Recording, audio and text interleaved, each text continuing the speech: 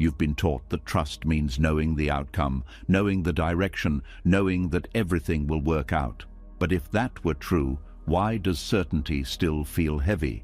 Why does having a plan not calm your heart? Why do you still hesitate, standing still, waiting for one more sign? The truth is this: trust is walking without needing the full map. Buddhist teachings have always pointed here. Life is not meant to be solved before it is lived. Peace does not arrive after control. It appears when you move forward without demanding guarantees. Trust is not about seeing the whole path. It is about taking the next step, even when the road fades ahead, even when your mind asks for proof, even when fear whispers, "Not yet." As you listen, your grip begins to loosen. The pressure to understand everything softens, your breath deepens, your body remembers how to move before the mind agrees. You are not given answers, you are given steadiness. This is not blind faith, this is lived trust, the kind that grows through motion, not certainty. You don't need the full map, you only need the courage for one step. Are you ready? Let's begin. Something shifts when the words stop echoing and the silence settles in. The idea lingers, not as a concept, but as a quiet tension in your chest. You feel it in the pause between breaths, in the moment before the next step. The map is gone now. What remains is you, standing where you are, unfinished, uncertain, and still here. And that is where trust actually begins.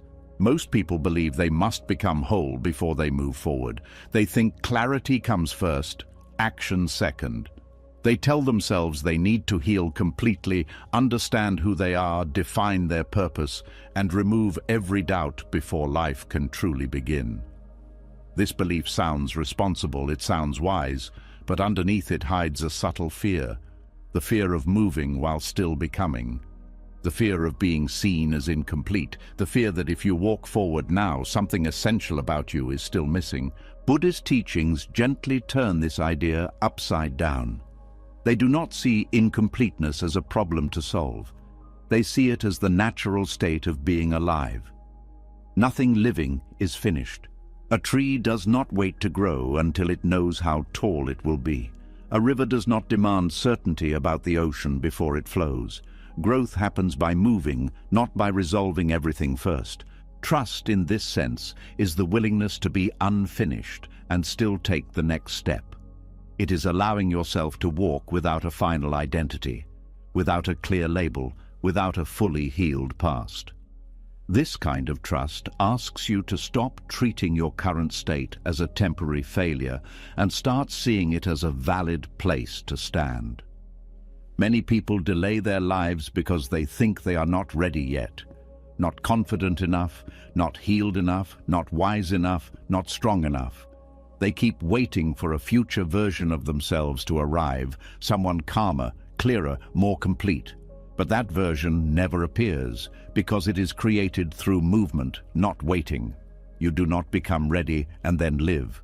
You live and readiness grows quietly alongside you. Buddhism teaches that the self is not a fixed object that needs to be completed. It is a process, a flow, something that changes moment by moment. When you understand this, the pressure to figure yourself out begins to loosen. You no longer need to know exactly who you are to take the next step. You only need to be honest about where you are right now. Being unfinished does not mean being broken. It means being open. It means there is still space for learning, adjusting, and becoming. In fact, the belief that you must finish yourself before you move forward often comes from perfectionism, not wisdom. It is the mind trying to protect you from discomfort by demanding certainty. Trust challenges that instinct.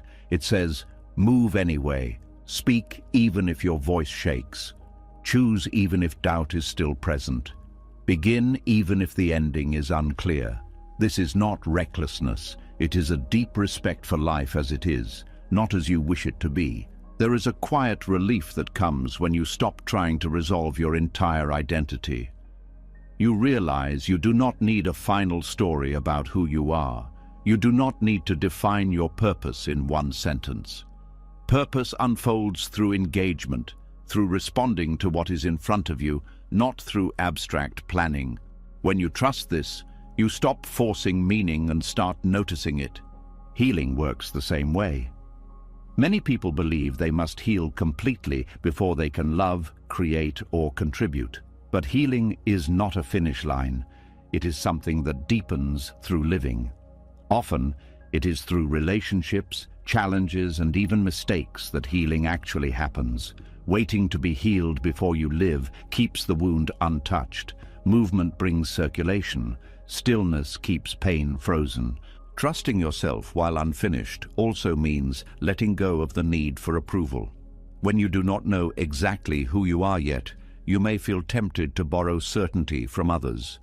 You look for validation, labels, or roles that make you feel solid. But this often pulls you away from your own experience. Trust invites you back into it. It teaches you to stay close to what feels true in your body, even when it does not make sense yet. The body understands before the mind does. You may not be able to explain why a step feels right, but something in you relaxes when you take it. Buddhism honors this kind of knowing. It does not demand that wisdom arrive fully formed. It allows wisdom to arrive late, after the action, after the experience, after the mistake. Being unfinished also means allowing contradictions to exist within you. You can feel brave and afraid at the same time. You can want change and resist it. You can trust the path and still feel lost. None of this disqualifies you from moving forward. Trust is not the absence of inner conflict. It is the decision to not let conflict paralyze you. When you accept that you are unfinished, you stop treating uncertainty as an emergency. You stop rushing to close every open question. You learn to carry not knowing with more ease. This creates a different relationship with anxiety. Instead of fighting it, you acknowledge it and continue walking. Anxiety loses its power when it is no longer the gatekeeper of your life. There is also humility in being unfinished.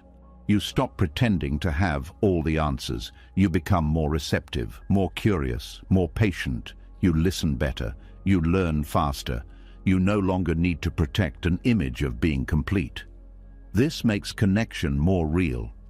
People feel safer around someone who is not trying to appear perfect. Trusting yourself in an unfinished state also changes how you relate to failure. When you believe you must be complete before you act, every mistake feels like proof that you were not ready. But when you accept incompleteness as part of the process, mistakes become information. They teach without shaming. They guide without defining you.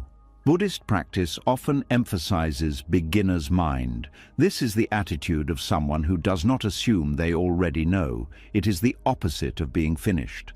A beginner's mind is open, flexible, and alive. When you trust from this place, you allow life to teach you directly instead of trying to control the lesson. You begin to see that clarity is not something you wait for.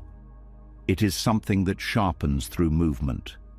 Like walking in fog, each step reveals only a little more of the path, but that is enough. Demanding full visibility before moving is not caution. It is avoidance dressed as wisdom. Trust as willingness to be unfinished also frees you from comparing your timeline to others. When you believe there is a correct pace for becoming, you constantly feel behind. But when you accept that growth unfolds differently for everyone, comparison loses its grip. You honor your own rhythm. You stop rushing yourself toward milestones that do not actually belong to you. This kind of trust is quiet. It does not announce itself. It does not feel dramatic. Often it feels ordinary. It looks like showing up even when you are unsure. It looks like continuing a conversation even when you do not have the perfect words. It looks like staying with a question instead of forcing an answer. Over time, something surprising happens. The parts of you that felt unfinished begin to integrate naturally, not because you forced them to, but because you gave them space to evolve. Identity becomes less rigid and more functional. Purpose becomes less grand and more sincere. Healing becomes less about fixing and more about allowing. you also begin to trust life itself a little more. Not because you believe it will always be kind, but because you see that you can respond to whatever arises. You do not need to be finished to be capable. You do not need certainty to be steady. You do not need a complete map to take one honest step. This is where trust becomes embodied, not intellectual. It lives in how you stand, how you breathe, how you choose. It is the willingness to stay engaged with life while still unfolding. To say yes to the present moment without demanding that it explain itself first. And as this understanding settles, you realize something important. You were never meant to arrive fully formed. You were meant to keep walking. The walking does not stop once you accept that you are unfinished. In fact, something else appears almost immediately. A quiet fear that rises right after the step is taken. The fear that you might step wrong, that you might choose poorly, that one decision could expose you, undo you, or prove that you never deserved trust in the first place. This is where many people freeze again, not because they doubt the path, but because they fear the cost of misstepping. Most of us were taught that mistakes say something about our worth, that choosing wrongly means being wrong, that failure is not just an event, but a verdict. So even when we start walking, we walk stiffly, carefully, afraid to lean our weight into the step, afraid that if we fall, we will deserve the pain that follows. Buddhist trust moves differently. It does not promise that you will always choose correctly. It offers something more radical: permission to misstep without turning the mistake into a personal crime, permission to be human without self-punishment, permission to learn without self-attack. This permission is not casual. It is deeply disciplined. It requires courage because it goes against one of the strongest habits of the human mind, the habit of judging itself harshly in order to feel safe. We punish ourselves because we believe it will keep us from failing again. But Buddhism sees clearly that this strategy does not create wisdom, it creates fear. In Buddhist psychology, an action is not judged by whether it fits a perfect outcome, but by whether it was performed with awareness. A mistake made with sincerity and attention is not a moral failure. It is part of the learning process. The problem is not choosing wrongly. The problem is clinging to the identity of someone who is wrong.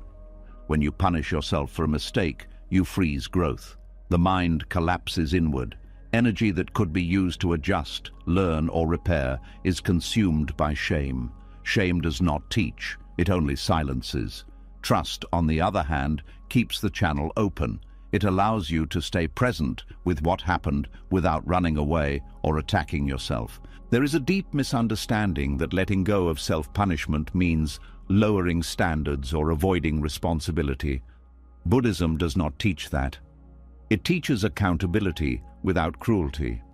You acknowledge the impact of your actions clearly, but you do not add unnecessary suffering by making the mistake define who you are. This distinction matters. When a child is learning to walk, they fall constantly. If each fall were met with blame or ridicule, the child would stop trying. Growth depends on safety, not comfort, but safety. The safety of knowing that falling does not end belonging. Most adults never received this safety. Instead, they internalized a harsh voice that steps in immediately after any misstep. This voice says things like, "You should have known better. What is wrong with you? You always mess things up." Over time, this voice becomes automatic. You do not even question it. You assume it is discipline. Buddhism calls it ignorance, not as an insult, but as a description. It is a misunderstanding of how learning actually works. Trust includes the courage to let that voice speak without obeying it. You hear the accusation, but you do not bow to it. You stay with the facts of the situation. You see what happened. You feel the discomfort. And you ask a different question, not what is wrong with me, but what is needed now. This shift changes everything.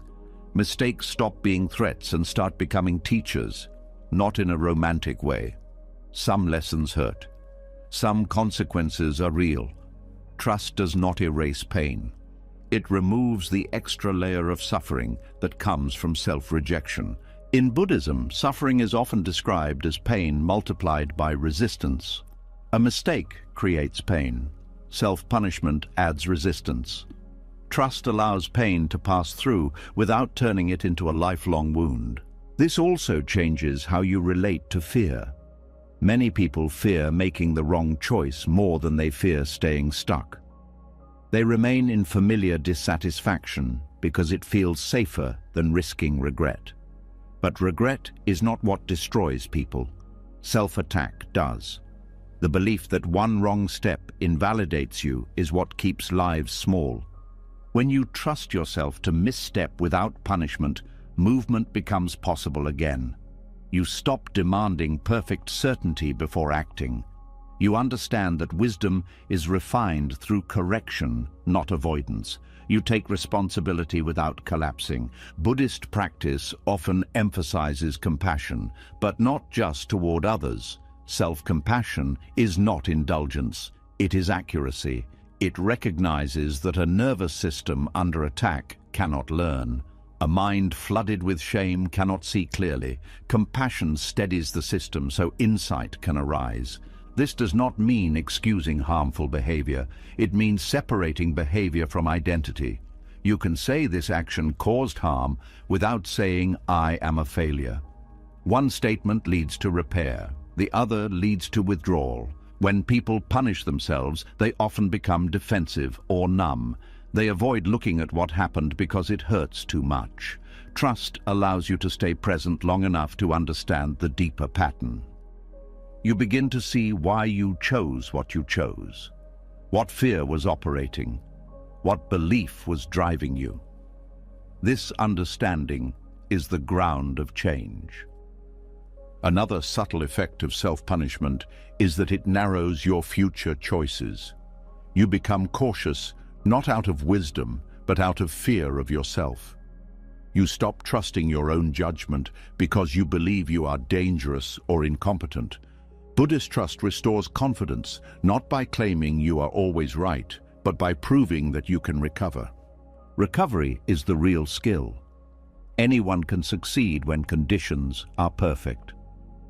Trust grows when you learn that you can respond to imperfection without abandoning yourself, that you can make repairs, that you can apologize, that you can change direction without self-hatred. This is especially important in relationships. Many people avoid honesty because they fear saying the wrong thing. They stay silent, then resentful, or they speak harshly, then drown in guilt. Trust teaches a middle way. You speak with care, knowing you may still miss the mark, but trusting your ability to listen, adjust, and reconnect. Buddhist teachings often speak of right effort, not perfect effort. Right effort means showing up with sincerity, not forcing flawless performance. It means staying engaged, even after you stumble. This is the courage to misstep. Not recklessness, but resilience. You also begin to see that many mistakes are only mistakes in hindsight. At the moment of choice, you acted with the information and capacity you had. Condemning your past self with your present awareness is unfair. Trust honors the reality of limitation without turning it into condemnation. Over time, this approach rewires how you experience guilt. Guilt becomes a signal, not a sentence. It points to values that matter to you. It invites alignment, not punishment. Once the message is received, guilt has done its job. Keeping it longer only hardens the heart. There is also freedom in knowing that choosing wrongly does not exile you from the path. There is no permanent deviation, no step that disqualifies you from returning to awareness. Buddhism does not operate on a system of spiritual points. There is always a next breath, always a next moment to begin again. This understanding reduces anxiety at its root. Anxiety thrives on the belief that one mistake will ruin everything. Trust dissolves this belief quietly. You see that life is not a fragile structure that collapses with one error. It is flexible, adaptive, forgiving in ways the human mind often is not.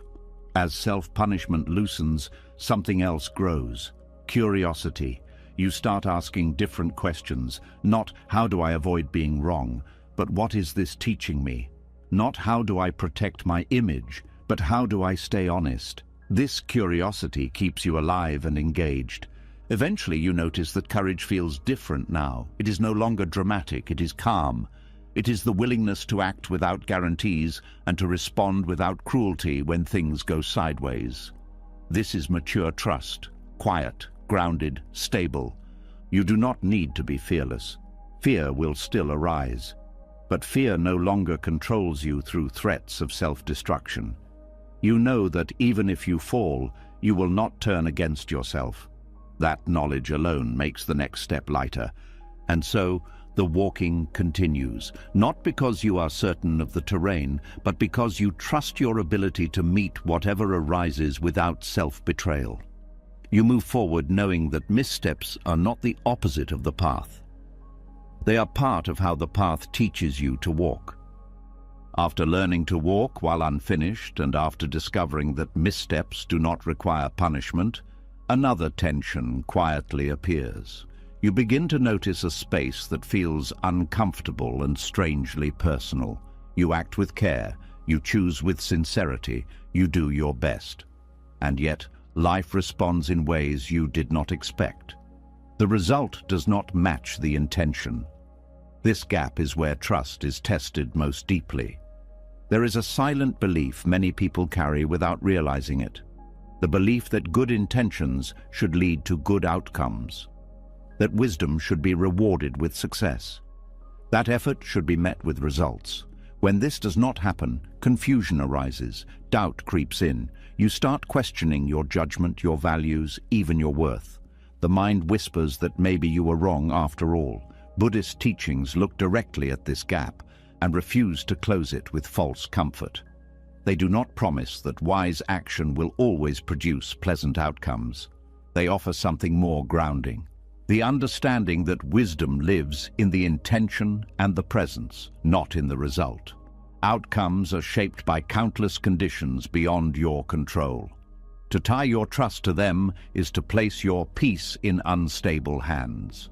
When you base your sense of trust on results, anxiety becomes inevitable.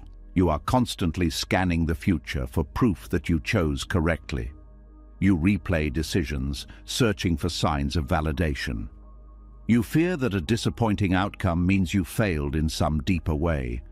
This kind of faith is fragile. It depends on circumstances behaving well. Trusting the gap means releasing this dependence. It means allowing the space between what you intended and what actually happened to exist without rushing to judge it. This does not mean indifference. It means maturity. You recognize that intention is the only part you truly own. Outcome is a shared event between you and the world. Buddhism teaches that all events arise from conditions. Some conditions you influence, many you do not. Weather, timing, other people's choices, unseen consequences, chance. When you forget this, you take outcomes personally. You believe success proves your wisdom and failure disproves it. This creates a constant emotional swing between pride and shame. Letting go of result-based faith steadies you. You begin to measure your actions differently, not by how they turn out, but by how they were held. Were you attentive? Were you honest? Were you acting from fear or clarity? These questions bring you back to the present moment where trust actually lives. This shift changes how you experience disappointment. Disappointment still hurts, but it does not collapse your identity. You no longer interpret an unwanted outcome as evidence that you should not trust yourself. You see it as part of a larger unfolding that could not be predicted from the start. Many people avoid acting because they fear wasting effort. They fear doing everything right and still losing. But this fear misunderstands the purpose of wise action. The purpose is not to control life. It is to participate in it with integrity. When you understand this, effort is never wasted. It refines you regardless of outcome. Trusting the gap also softens regret. Regret often comes from believing that a different choice would have guaranteed a better result. But this is imagination, not reality. You cannot know what would have happened. Buddhism invites you to release these mental rewrites. They add suffering without offering insight. Anxiety thrives on future projection. It asks endless questions about what your actions will lead to. Trust brings attention back to what is happening now. It says, focus on the quality of this moment. The future will arrive on its own terms. This does not eliminate planning. It frees you from emotional dependency on plans succeeding. There is also freedom in realizing that wisdom does not always look wise from the outside. Sometimes doing the right thing leads to loss, misunderstanding, or delay. If you only trust actions that are rewarded, you limit your life to what is safe and socially approved. Trusting the gap allows you to act according to values even when applause does not follow. This is especially important in relationships. You can speak kindly and still be misunderstood. You can set boundaries and still be blamed. You can love sincerely and still be left. If outcomes define your trust, you will conclude that honesty, care, and vulnerability are mistakes. Buddhism teaches otherwise. It teaches that the value of these actions is intrinsic. When you trust the gap, you stop bargaining with life. You stop thinking, if I do this right, then everything will be okay. This bargain creates constant tension. You're always waiting to see if the deal holds. Letting it go brings relief.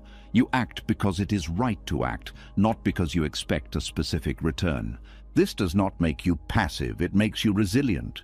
You can adapt without losing faith. You can change course without self-blame. You can continue even when progress is invisible. This is how anxiety loosens at its root. Anxiety depends on the belief that safety lies in predictable outcomes.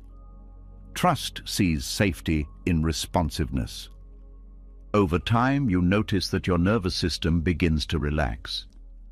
You are no longer bracing for judgment from the future. You are less afraid of uncertainty because you are not using it as a measure of your worth. You accept that life is not a report card. Buddhist practice often emphasizes right action without attachment to results. This does not mean you do not care. It means you care without clinging. Clinging turns effort into tension. Letting go turns effort into presence. You also begin to understand that some outcomes take time to reveal their meaning. What looks like failure now may become clarity later. What feels like loss may redirect you towards something more aligned. Trust allows you to wait without despair. Trusting the gap also deepens humility. You stop assuming you know what is best in every situation. You remain open to learning from what unfolds. This openness keeps wisdom alive. Certainty based on results hardens. Trust based on intention stays flexible. As this understanding settles, your relationship with success changes. Success becomes a byproduct, not a requirement. When it comes, you receive it with gratitude, not attachment. When it does not, you remain intact. This balance protects you from burnout and bitterness. You also become more compassionate toward others. You stop judging people solely by outcomes. You see the effort behind actions. You recognize that many people are doing their best within complex conditions.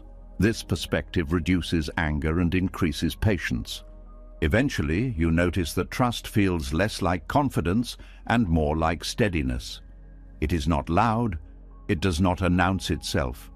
It simply remains present, regardless of how events unfold. You stop asking life to prove itself to you. You stop asking your choices to guarantee safety. And so the walking continues, now with a lighter heart. You act with care, knowing that results are not a verdict. You rest in the knowledge that wisdom is not invalidated by disappointment, and integrity is not measured by outcomes. The gap remains, but it no longer feels threatening. It becomes space. Space to breathe, space to learn, space to trust life as it is, not as you hoped it would be. As the gap between intention and outcome becomes less threatening, another habit quietly reveals itself. You notice how often you pause, not because you are incapable, but because you are waiting to understand everything first. You wait for certainty to arrive. You wait for insight to appear. You wait for the feeling that says, now it makes sense. And in that waiting, life slows. Not because the path is blocked, but because you are standing still, hoping wisdom will come before movement. There is a deep emotional pull in wanting clarity before action. It feels responsible, it feels mature, it feels safe. But very often this waiting is not wisdom. It is fear wearing thoughtful clothing, fear of embarrassment, fear of regret, fear of stepping into something you cannot yet explain. Buddhism does not judge this fear. It simply sees it clearly and asks a different question. What if understanding is not the doorway, but the echo? Many of the most important insights in life arrive late. They show up after the conversation, not before it. After the loss, not before it. After the risk, not before it. The mind wants a preview, a guarantee, a clear explanation before it commits. But life rarely works that way. Wisdom often waits until you are already moving. Buddhist teachings recognize this pattern. They do not ask you to be reckless. They ask you to be honest about where clarity actually comes from. Insight is not always a light that guides the step. Sometimes it is the warmth you feel after the step has already been taken. If you refuse to move until you understand, you may never understand at all. Waiting for clarity can feel like patience, but there is a subtle difference between patience and avoidance. Patience stays present. Avoidance delays. Patience listens deeply. Avoidance demands certainty. When you watch yourself closely, you can feel the difference in the body. Patience feels grounded. Avoidance feels tight. Walking before understanding requires trust in experience itself. It means allowing life to teach you through contact, not theory. Buddhism values direct experience over conceptual knowledge. Words can point, but they cannot replace the act of walking. You can read about water endlessly, but until you touch it, it remains an idea. This does not mean thinking is useless. It means thinking has limits. The mind is excellent at analyzing what has already happened. It struggles with what has not yet occurred.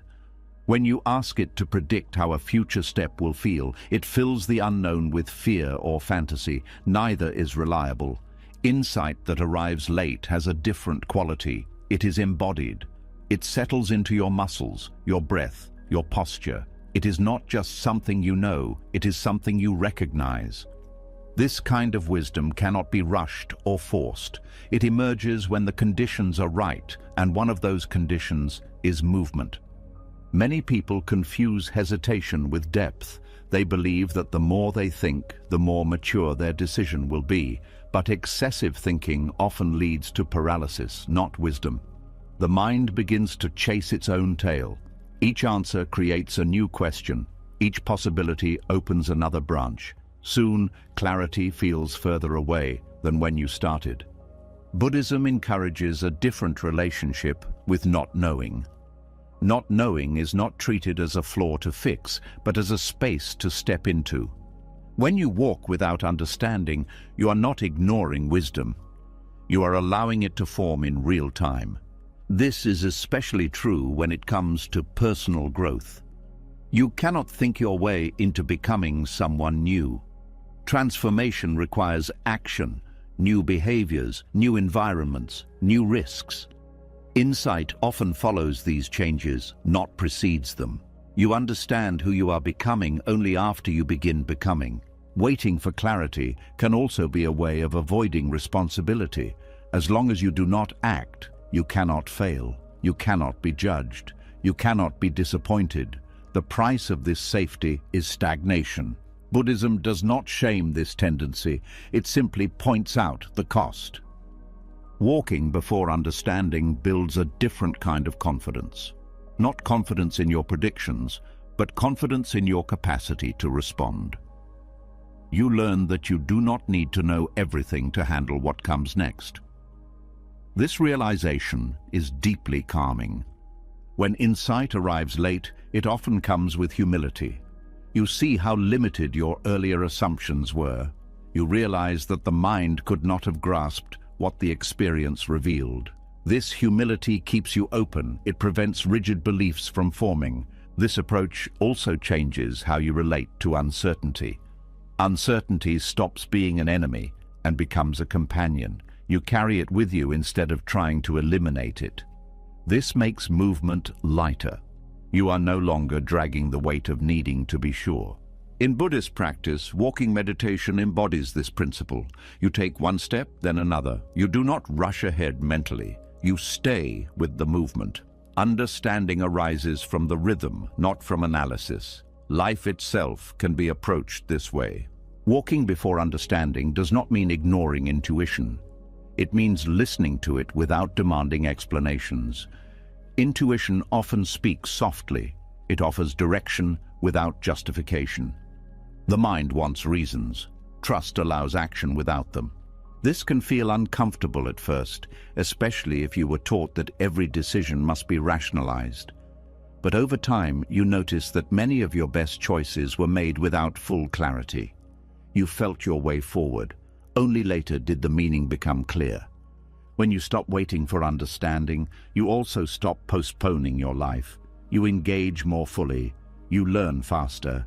You adapt more easily. Mistakes become information instead of proof that you should not have moved. This does not mean rushing blindly. It means distinguishing between thoughtful hesitation and fear-based delay. The body often knows which one you are in. Tightness signals fear. Presence signals readiness. As you practice this, you notice a shift in how you experience wisdom. Wisdom stops feeling like something you must achieve and starts feeling like something that meets you along the way. You are not chasing it. You are allowing it to catch up. There is also a deep kindness in this approach. You stop demanding perfection from yourself before allowing movement. You accept that learning is messy. That clarity is uneven. That understanding comes in waves. Over time, the fear that kept you waiting loses its grip, not because it disappears, but because you stop obeying it. You learn that fear is not a reliable guide for timing. It always asks you to wait longer. Walking before understanding is an act of trust in life's intelligence. It assumes that experience itself carries wisdom, that the path teaches through contact, that you do not need to see the entire picture to take the next step. As this understanding settles, you realize something quietly powerful. You have been waiting for wisdom to give you permission to live, but wisdom was waiting for you to move. When you stop waiting for wisdom to arrive first, you begin to feel the real terrain under your feet, not the story of the terrain itself. And what you notice is simple and unsettling. Uncertainty does not disappear just because you are moving. Insight may catch up, but the unknown still surrounds you. The future remains unclaimed. The next turn remains hidden. This is where a deeper lesson begins, because now the question is not how to remove uncertainty, but how to live with it without losing your center. A lot of people treat uncertainty like a problem that must be solved. They speak of it as if it is a temporary storm, and certainty is the clear sky that will return. They believe peace is something you earn when the unknown finally goes away, but life does not operate like that. The unknown is not an exception. It is the basic condition of being alive. Buddhist teachings do not treat uncertainty as an enemy. They treat it as reality. And trust, in this view, is not confidence about what will happen. It is a relationship with what you cannot know. It is learning how to stand close to the unknown without demanding it become familiar. This is where most people misunderstand trust. They think trust means feeling sure, feeling safe, feeling guaranteed. But if trust depends on certainty, then trust is weak, because certainty is rare. Most of the time, life gives partial information. It gives hints, not guarantees. It gives seasons, not schedules. So if your peace depends on certainty, you will live in constant tension. Trust as a relationship with uncertainty means you stop trying to control what cannot be controlled, and you start developing the ability to stay present inside what is unclear. This is not passive, it is active intimacy. It is the willingness to meet the unknown directly rather than turning away from it. Intimacy with the unknown sounds poetic, but it is practical. It means you stop treating uncertainty as a sign that something is wrong. You stop interpreting the lack of clarity as a personal failure. You begin to see that uncertainty is not blocking your life, it is shaping it. A relationship is built through repeated contact. Trust with uncertainty grows the same way. You do not wake up one day and become fearless. You practice staying. You practice breathing when you want to escape. You practice taking the next step even when your mind complains. Over time, your nervous system learns something important. The unknown is uncomfortable, but it is not lethal. This changes anxiety in a deep way.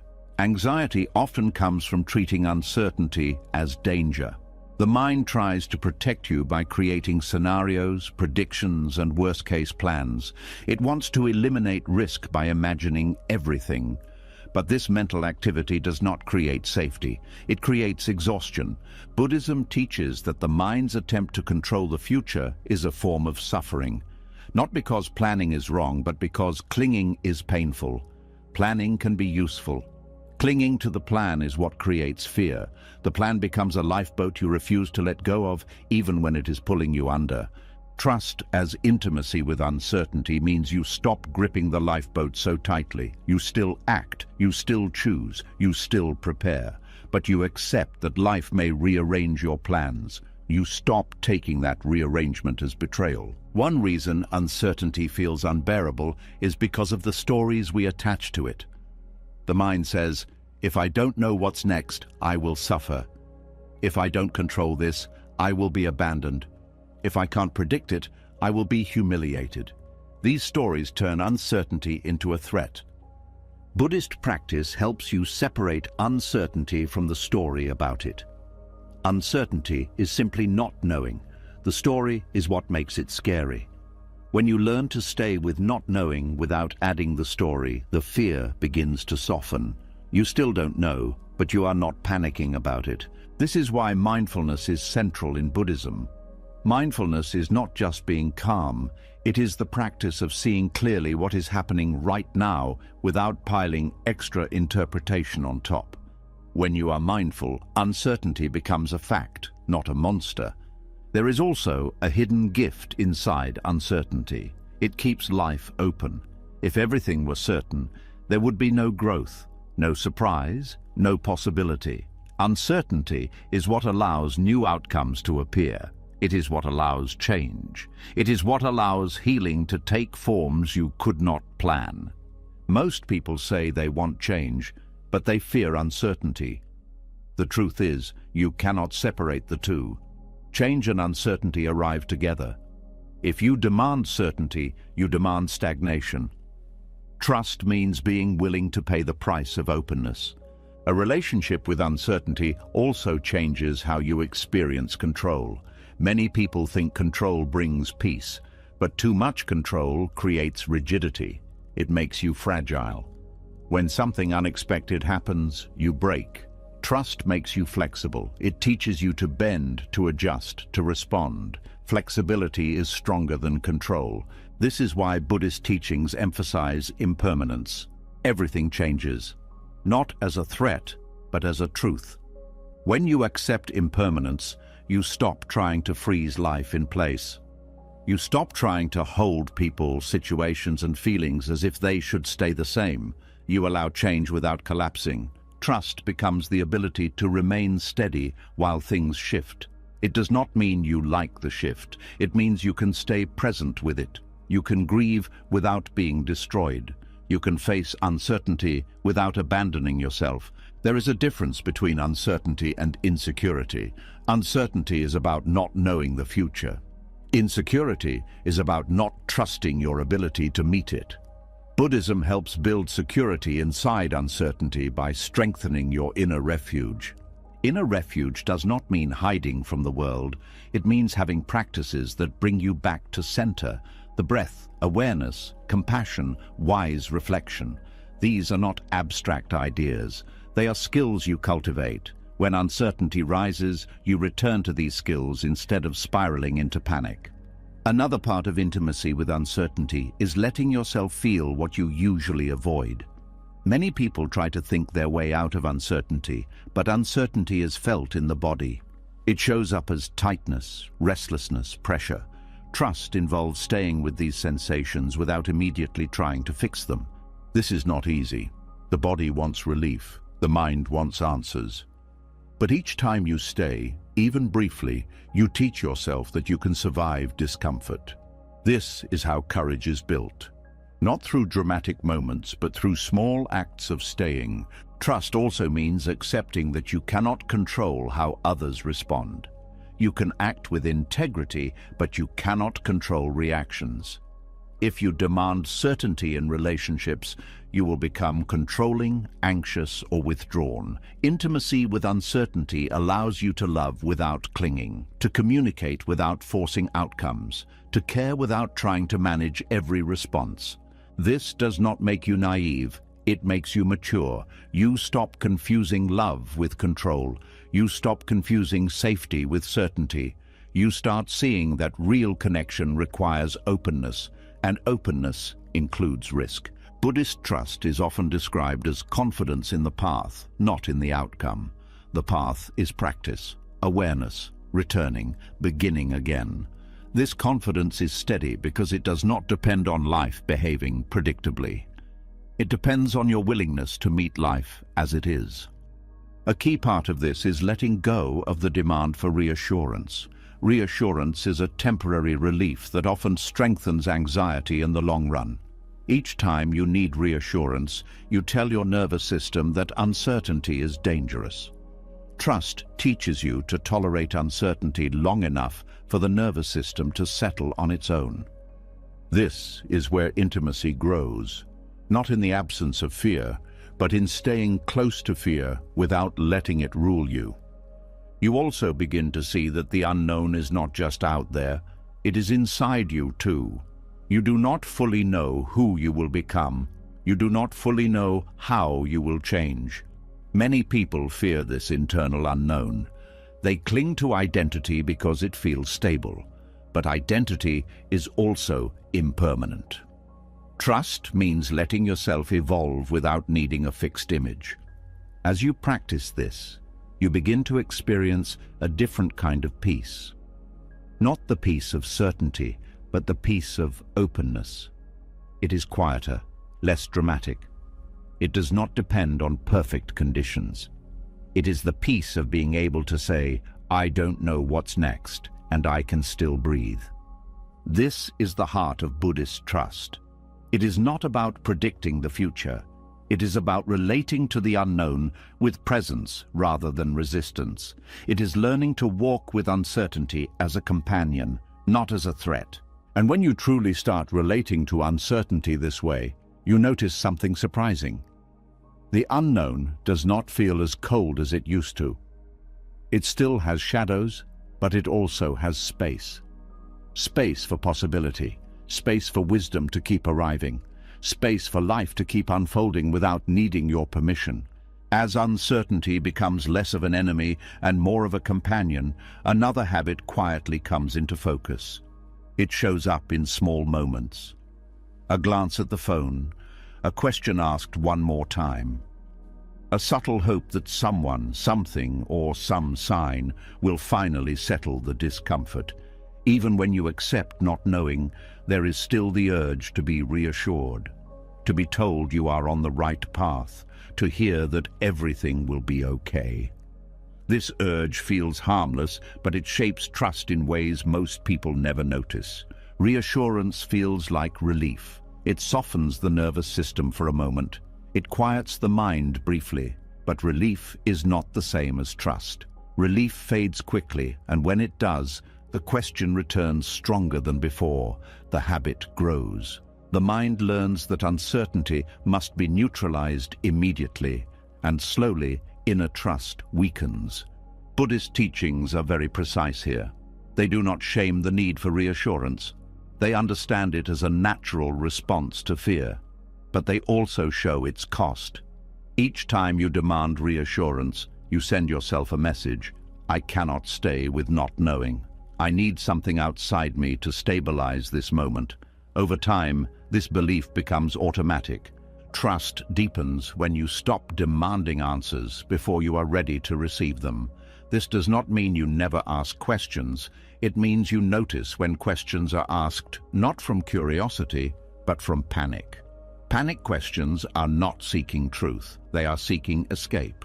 The discipline of not demanding reassurance is subtle. It does not look heroic. Often it looks like sitting quietly with discomfort, like allowing the body to feel unsettled without rushing to soothe it, like letting a question remain open longer than feels comfortable. This is a discipline because it goes against the mind's instinct to resolve tension immediately. Unanswered questions feel threatening because the mind believes they mean danger. But most unanswered questions are simply unresolved experiences. They do not require immediate closure. Buddhism teaches that clarity ripens in its own time. When you force it early, you often get false certainty, not wisdom. Reassurance seeking can take many forms: asking others for validation, replaying decisions to look for confirmation, searching for signs, patterns, or guarantees. Even excessive planning can be a form of reassurance seeking when it is driven by fear rather than practicality. All of these behaviors share the same root: discomfort with uncertainty. The problem is not the question itself. The problem is the demand that the question must be answered now in order for you to feel safe. This demand creates dependency.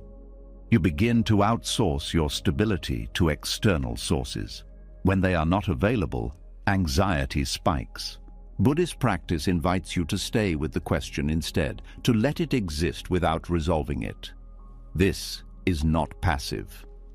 It is an active willingness to remain present with what you do not know. It trains the nervous system to tolerate ambiguity.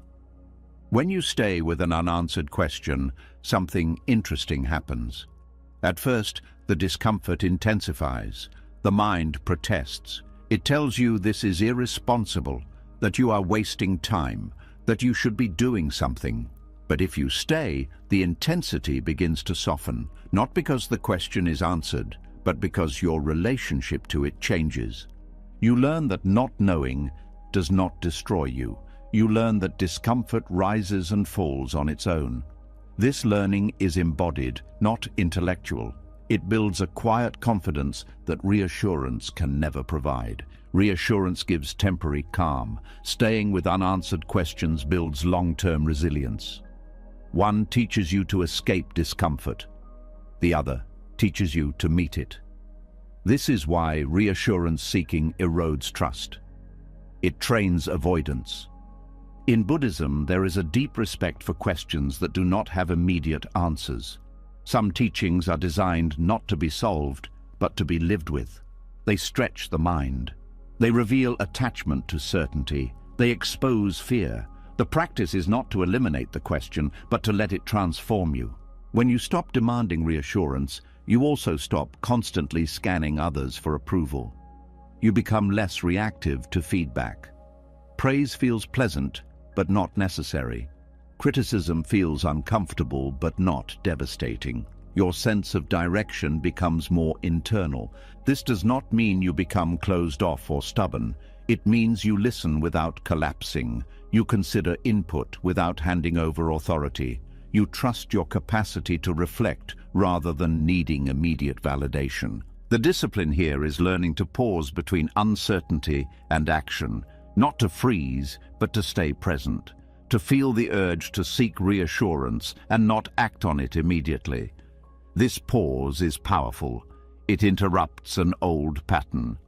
Over time, you notice that many of the questions you were desperate to answer lose their urgency. They dissolve on their own. Others evolve. They become more refined, more honest. When answers do arrive, they feel quieter and more grounded.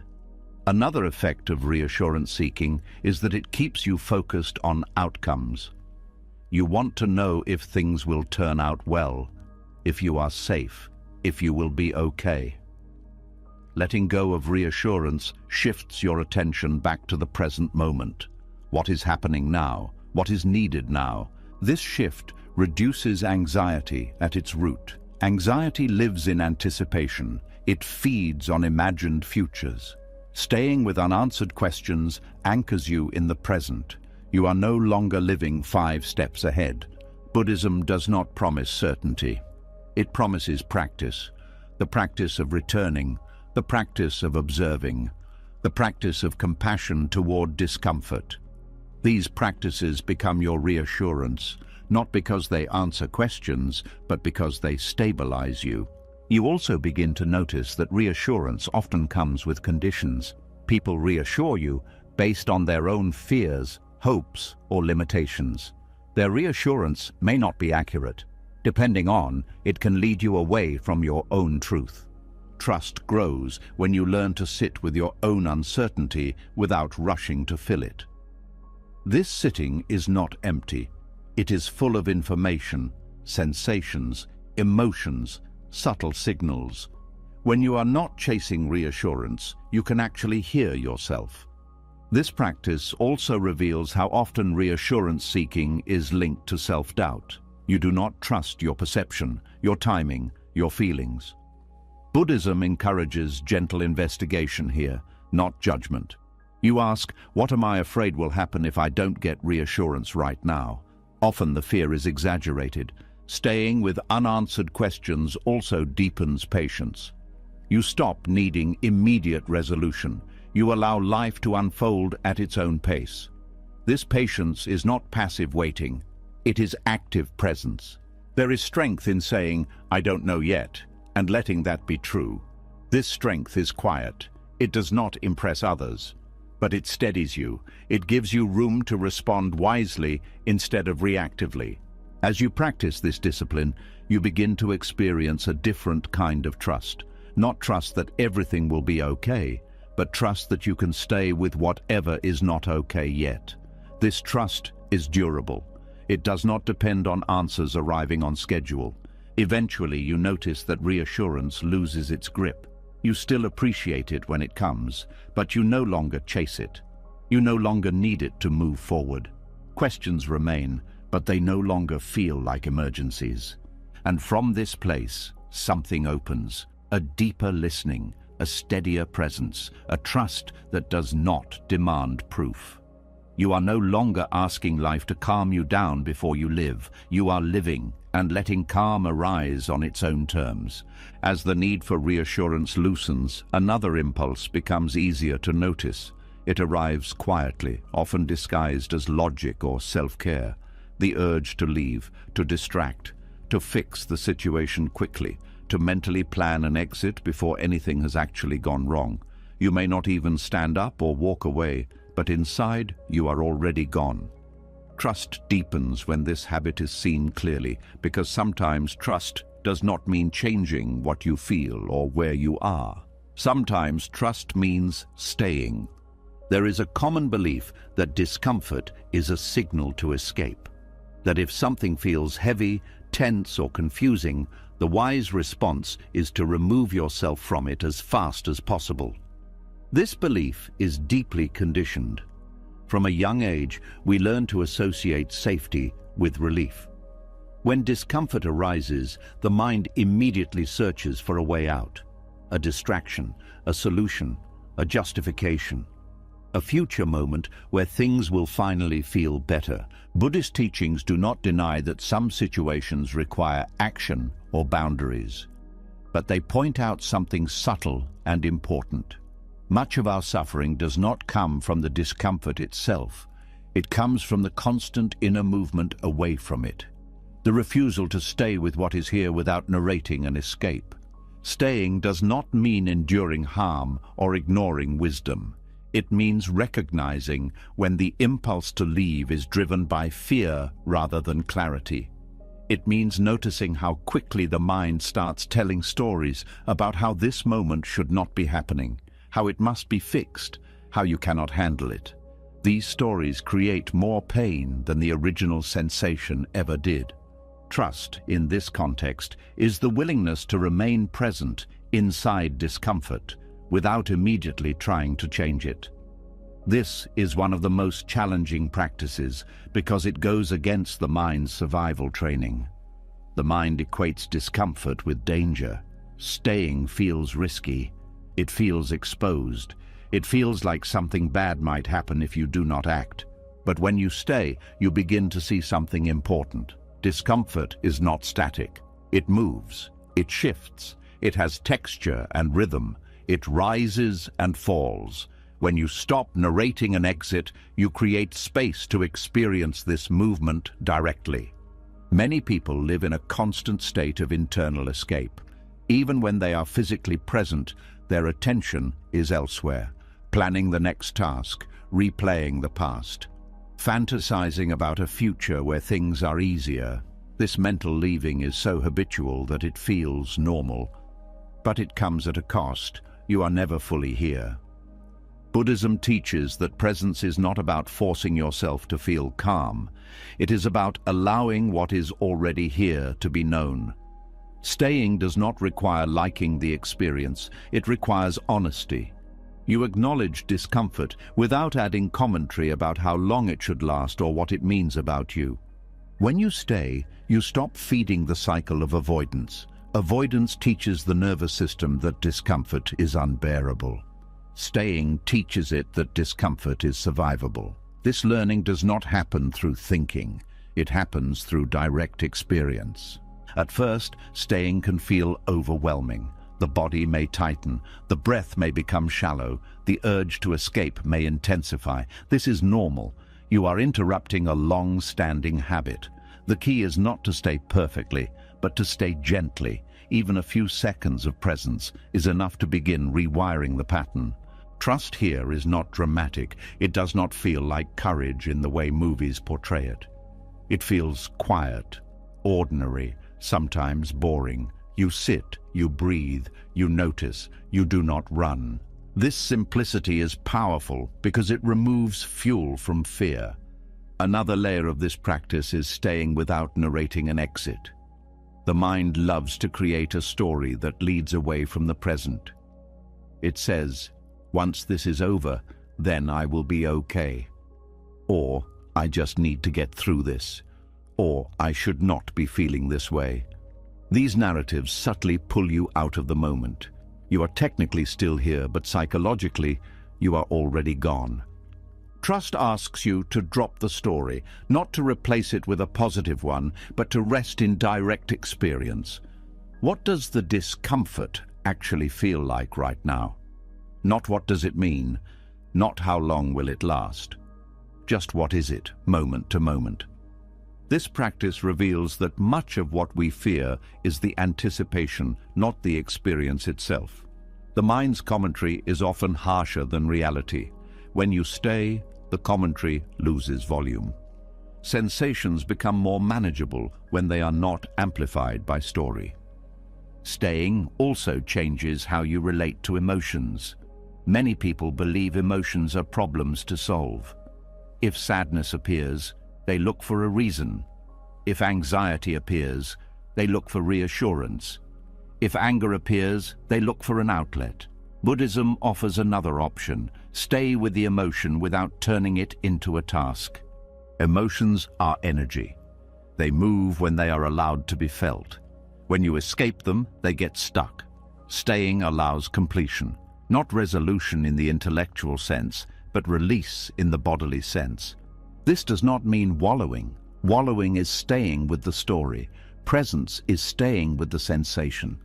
The difference is subtle but important. Stories loop. Sensations change.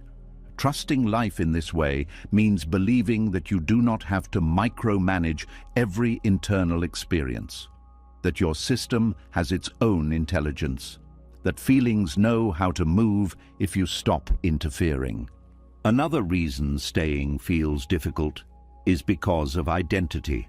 You may believe that if you stay with discomfort, it will define you, that you will become the anxious person, the sad person, the confused person. Escaping feels like protecting your identity. But identity is not fixed by a feeling.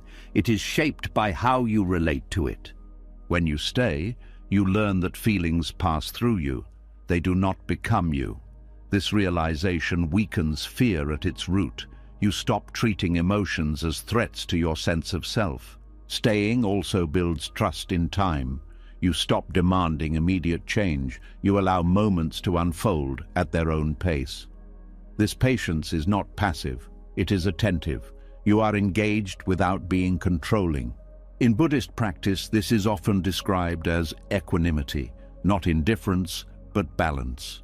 You allow pleasant and unpleasant experiences to arise and pass without clinging or rejecting. This balance creates inner stability that does not depend on circumstances. Trusting by staying does not mean you never leave situations that are harmful or misaligned. It means you discern the difference between wise action and fear-driven escape. Fear escapes to feel better. Wisdom stays long enough to see clearly. When you practice staying, you become less reactive. You stop making decisions solely to relieve discomfort. This leads to better choices. Choices rooted in values rather than avoidance. You also become more available to others. When you are not constantly trying to escape your own discomfort, you can stay present with someone else's. You listen better. You respond more thoughtfully. You are not rushing to fix or flee. Another effect of staying is that it reveals patterns. When you stop escaping, you start noticing what repeats. The same feelings, the same triggers, the same stories. This awareness is the beginning of real change. You cannot transform what you refuse to look at. Trusting life by staying also means trusting your capacity to endure. Not endure forever, but endure long enough for insight to arise, long enough for the body to settle, long enough for the situation to reveal itself. This capacity is already in you. It has been there through every difficult moment you have survived. Staying simply reconnects you with it. Over time, staying becomes less effortful. You no longer panic when discomfort appears. You recognize it as part of the human experience. You meet it with curiosity instead of resistance. This does not make life painless. It makes it honest. Pain still happens, but it is not compounded by constant fleeing. Trust, in this sense, is deeply grounded. It is not belief in a better future.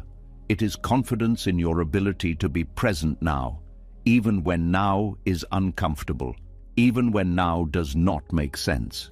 And as this practice deepens, something quietly changes. The urge to escape loses urgency. You no longer need to be somewhere else to feel okay. You are here, breathing, aware, still moving forward, not by running away, but by staying long enough to let life meet you where you are. When you learn to stay instead of escape, something subtle becomes impossible to ignore.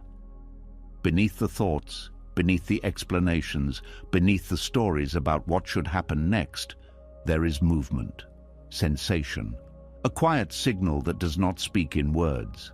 Even when the mind is undecided, something in you already knows how it feels to be here. This is where trust begins to move deeper, away from thinking and into listening.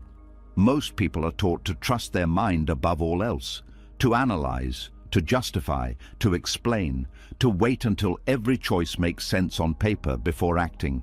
The body, in this training, becomes secondary, a vehicle, a nuisance, something to manage after decisions are made. But Buddhist understanding does not separate wisdom from the body. It recognizes that the body often perceives truth before the mind can organize it into logic.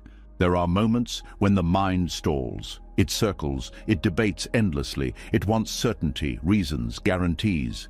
And yet, in those same moments, the body responds clearly. A tightening when something is wrong, a softening when something aligns, a heaviness that warns, a subtle ease that invites. These signals are not mystical, they are biological, emotional, and deeply intelligent. Trusting the body before the mind agrees does not mean abandoning reason. It means recognizing that reason is sometimes late. The mind works with concepts and predictions. The body works with immediacy. It responds to what is happening now, not to what might happen later. This makes it a powerful source of information when the future is unclear. Many people struggle to hear the body because they have been trained not to. From a young age, discomfort is overridden. Hunger is ignored. Fatigue is pushed through. Emotional reactions are dismissed. Over time, the body's signals become faint, not because they are weak, but because they are consistently ignored. Buddhist practice invites a return to embodied awareness. Attention is brought back to breath, posture, sensation, not as a relaxation technique, but as a way of learning how truth feels. The body does not lie in the same way the mind can. It does not rationalize fear or disguise desire as logic. It reacts honestly. When you trust the body, you begin to notice patterns. Certain environments drain you. Certain conversations tighten your chest. Certain decisions bring a quiet relief even when they are difficult. These patterns are not random. They are the body's way of communicating boundaries, values, and readiness. The challenge is that the body rarely provides explanations. It offers signals, not arguments. The mind, trained to demand reasons, becomes uncomfortable with this. It asks, why do I feel this way? What does it mean? What if I'm wrong? This is where trust is required. Trust to act without full intellectual agreement. Listening to the body does not mean acting on impulse. Impulse is reactive. Somatic truth is steady. Impulse feels urgent and chaotic. Somatic truth feels grounded, even when it is uncomfortable. Learning to tell the difference takes practice. One way this practice develops is through staying with sensation rather than immediately interpreting it. When a feeling arises, instead of asking what it means, you ask what it feels like. Tight or loose, heavy or light, warm or cold. This keeps you connected to direct experience instead of mental speculation. Over time, you learn that the body often knows when something is not aligned long before the mind admits it. You may stay in a situation because it makes sense logically, while your body slowly contracts. Fatigue increases, tension becomes chronic, motivation fades. These are not failures of will, they are signals of misalignment. Trusting the body also changes how you experience fear. Fear is often felt first in the body. A racing heart, a shallow breath, a tightening throat. When you listen carefully, you begin to distinguish between fear that warns of real danger and fear that arises from growth. They feel different. One is sharp and panicked. The other is nervous but alive. The mind tends to treat all fear the same. The body does not. Trusting the body helps you move forward even when fear is present, because you can feel whether the fear is telling you to stop or simply to be careful. This is especially important when facing change. The mind resists change because it threatens familiarity. The body may respond with a mix of fear and excitement. If you wait for the mind to feel comfortable, you may wait forever. Growth often feels uncomfortable at first. The body senses the vitality in it even when the mind resists. Buddhist teachings emphasize mindfulness of the body for this reason. The body anchors awareness in the present. It prevents the mind from drifting too far into fear-based projections. When you attend to the body, you are reminded that you are here, breathing, alive. This steadiness allows intuition to emerge. Trusting the body also helps regulate emotion. When you listen to bodily cues, you can respond before emotions escalate. You notice tension before it becomes anger. You notice fatigue before it becomes burnout. This early awareness is a form of wisdom that prevents unnecessary suffering. There is also humility in trusting the body. You accept that you do not always know why something feels right or wrong. You allow yourself to be guided by experience rather than control. This humility keeps you flexible. You adjust when new information appears. Many people fear trusting the body because they worry it will lead them astray. But ignoring the body often leads to greater confusion. When you override bodily signals repeatedly, the mind becomes disconnected from reality. Decisions become abstract. Life feels mechanical.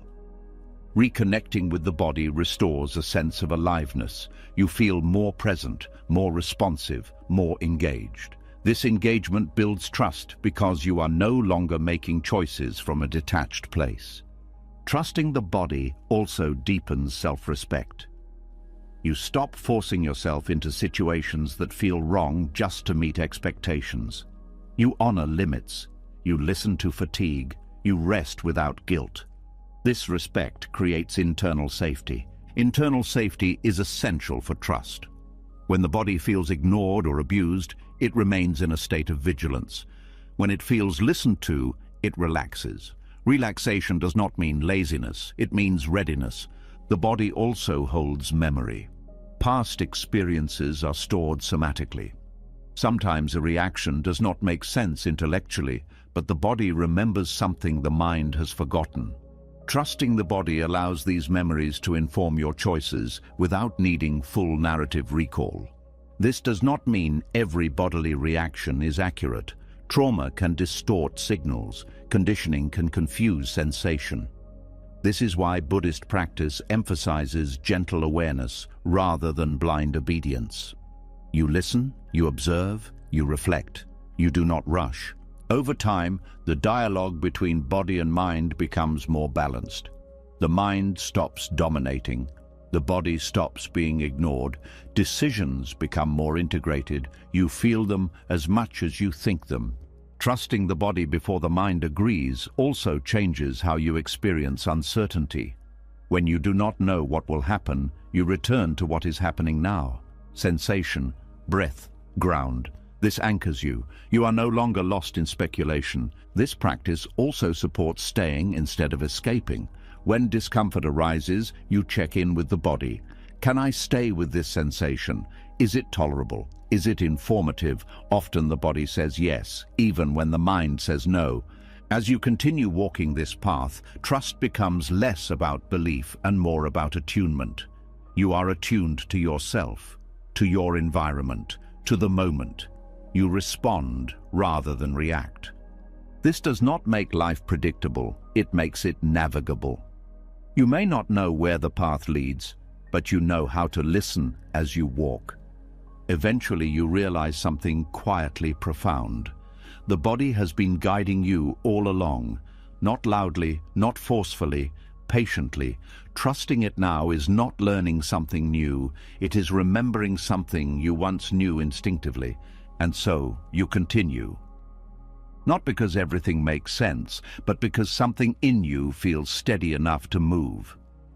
The mind may catch up later. For now, the body knows how to take the next step. As the body begins to guide you more honestly than thought, another quiet shift happens. You notice that trust no longer feels like an idea you hold in your head. It feels lived, felt, tested through movement and response. And this raises a deeper question that many people have never been taught to ask. If trust is working without explanations, without guarantees, without full understanding, then what does it actually rest on?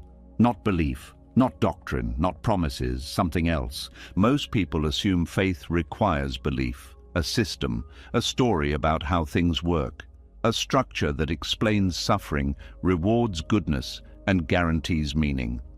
When those beliefs are shaken, faith collapses. This is why so many people feel lost when old explanations stop working. Their trust was attached to ideas, not experience. Buddhist trust is different. It does not ask you to believe anything before you begin. It does not demand loyalty to a doctrine or agreement with a worldview. It asks for something far more challenging: direct contact with experience exactly as it is. This is faith without belief, not blind acceptance, not rejection either, just attention, just willingness to see what happens when you stay present. Buddhism does not say trust this teaching because it is true. It says test it, see for yourself. If it reduces suffering, continue. If it does not, let it go. This approach is unsettling for people who want certainty. Belief systems provide comfort because they promise meaning in advance. They tell you what things mean before you encounter them. Buddhist trust refuses this shortcut. Meaning is not delivered ahead of time. It emerges through engagement. Faith without belief means you do not need to convince yourself that everything happens for a reason. You do not need to believe life is fair. You do not need to promise yourself that pain will be rewarded. You only need to stay present enough to respond wisely to what is happening now. This is deeply freeing, but also deeply confronting. Without belief to lean on, you cannot bypass discomfort with explanation. You cannot say this is happening because it was meant to. You cannot hide behind ideology. You meet reality directly. Many people fear this kind of trust because they associate it with emptiness. They worry that without belief, life will feel meaningless. Buddhism offers a different view. Meaning is not something you impose on life. It is something you discover through attention. When you stop believing in fixed explanations, curiosity returns. You stop assuming you already know what an experience means. You observe, you listen, you notice patterns. Insight becomes something you earn through presence, not something you inherit through belief. Faith without belief also protects you from disappointment. Belief systems often collapse when life does not match their promises. People feel betrayed by existence itself. Buddhist trust avoids this trap because it makes no promises. It does not say things will turn out well. It says pay attention. Paying attention builds a different kind of confidence. You trust not because you expect life to behave in a certain way, but because you trust your capacity to respond. You trust awareness itself. This kind of trust is resilient. It survives loss, confusion, and injustice because it does not depend on them making sense. It does not require explanations to remain intact. It remains grounded in what is actually happening. Buddhist practice emphasizes this again and again. Do not cling to views. Do not turn teachings into rigid beliefs. Use them as tools. When a tool no longer helps, set it down. This flexibility prevents ideology from becoming a prison. Ideology often divides the world into right and wrong, true and false, saved and lost. Faith without belief does not operate this way. It focuses on suffering and its reduction. It asks simple questions. Does this action create harm? Does this thought increase suffering? Does this response bring clarity or confusion? These questions are practical. They do not require belief. They require honesty. Trust beyond ideology also allows doubt to exist without panic. Doubt is not treated as a failure of faith. It is treated as a natural part of inquiry. When you are not forced to believe, doubt becomes curiosity instead of threat. This changes your relationship with uncertainty even further. You no longer need to resolve uncertainty by adopting beliefs. You let uncertainty remain open. You investigate it through experience. Direct experience is central here. Buddhism does not ask you to trust ideas about the body. It asks you to notice breath. It does not ask you to believe theories about suffering. It asks you to notice how craving feels. This keeps trust grounded. When trust is grounded in experience, it adapts. What you learn at one stage may not apply at another. This is not failure, it is responsiveness. You adjust as conditions change. Faith without belief also reduces conflict. When you are not attached to being right, you listen more. You do not need to defend a worldview. You are interested in understanding suffering, not winning arguments. This approach also removes spiritual pressure. You do not need to feel a certain way. You do not need to maintain faith during hardship. You simply continue practicing awareness. Even doubt becomes part of the path. Many people secretly fear that without belief they will lose motivation, that they will drift. Buddhism addresses this by anchoring practice in suffering and compassion. You continue not because of promises, but because attention reduces suffering. This is motivation rooted in reality. Trust without belief also allows grief to exist without explanation. You do not rush to make sense of loss. You stay with the pain. You allow it. This honesty deepens compassion for yourself and others. This kind of trust also resists manipulation. When trust is tied to belief, it can be exploited. People can use promises and fear to control behavior. Trust grounded in experience is harder to hijack. It belongs to you. As this understanding deepens, you notice that trust feels quieter, less dramatic, less emotional. It does not rely on hope or despair. It is steady. It shows up in small choices, in attention, in restraint, in care. You stop asking, "What should I believe?" and start asking, "What is actually happening?" This question keeps you grounded. Faith without belief does not mean rejecting meaning. It means allowing meaning to emerge naturally. Meaning is found in how you respond to suffering, not in explanations about why suffering exists. Over time, this approach creates deep humility. You accept that you do not have the final answer. You stop searching for ultimate explanations. You focus on living wisely within uncertainty. This humility is not weakness, it is strength. It keeps the heart open. It prevents rigidity. It allows learning to continue. Trust beyond ideology also brings relief. You no longer need to carry a worldview on your back. You travel lighter. You meet each moment fresh. You still value teachings. You still learn from tradition. But you do not turn them into beliefs that override your experience. Experience remains primary. As you continue walking, you realize something quietly powerful. You do not need belief to trust life. You need presence. You need honesty. You need willingness to stay with what is. This trust does not shout. It does not promise. It simply remains. And in remaining, it reveals something belief never could. That faith is not about what you think is true. It is about how you meet what is happening now. When trust no longer depends on belief or explanation, movement begins to feel different. You stop waiting for life to confirm itself through ideas. You feel a quiet pull forward, even without a clear destination, and yet another habit waits in the background, subtle and convincing, the habit of staying still and calling it wisdom, the habit of delaying action while telling yourself you are being thoughtful. This is where trust is tested again, not through fear, but through stillness. Many people believe clarity comes before movement, that the path must reveal itself fully before they step onto it. This belief sounds reasonable, it sounds careful, but very often it hides avoidance. Not avoidance of effort, but avoidance of exposure. If you do not move, you cannot be wrong. If you stay still, you cannot fail.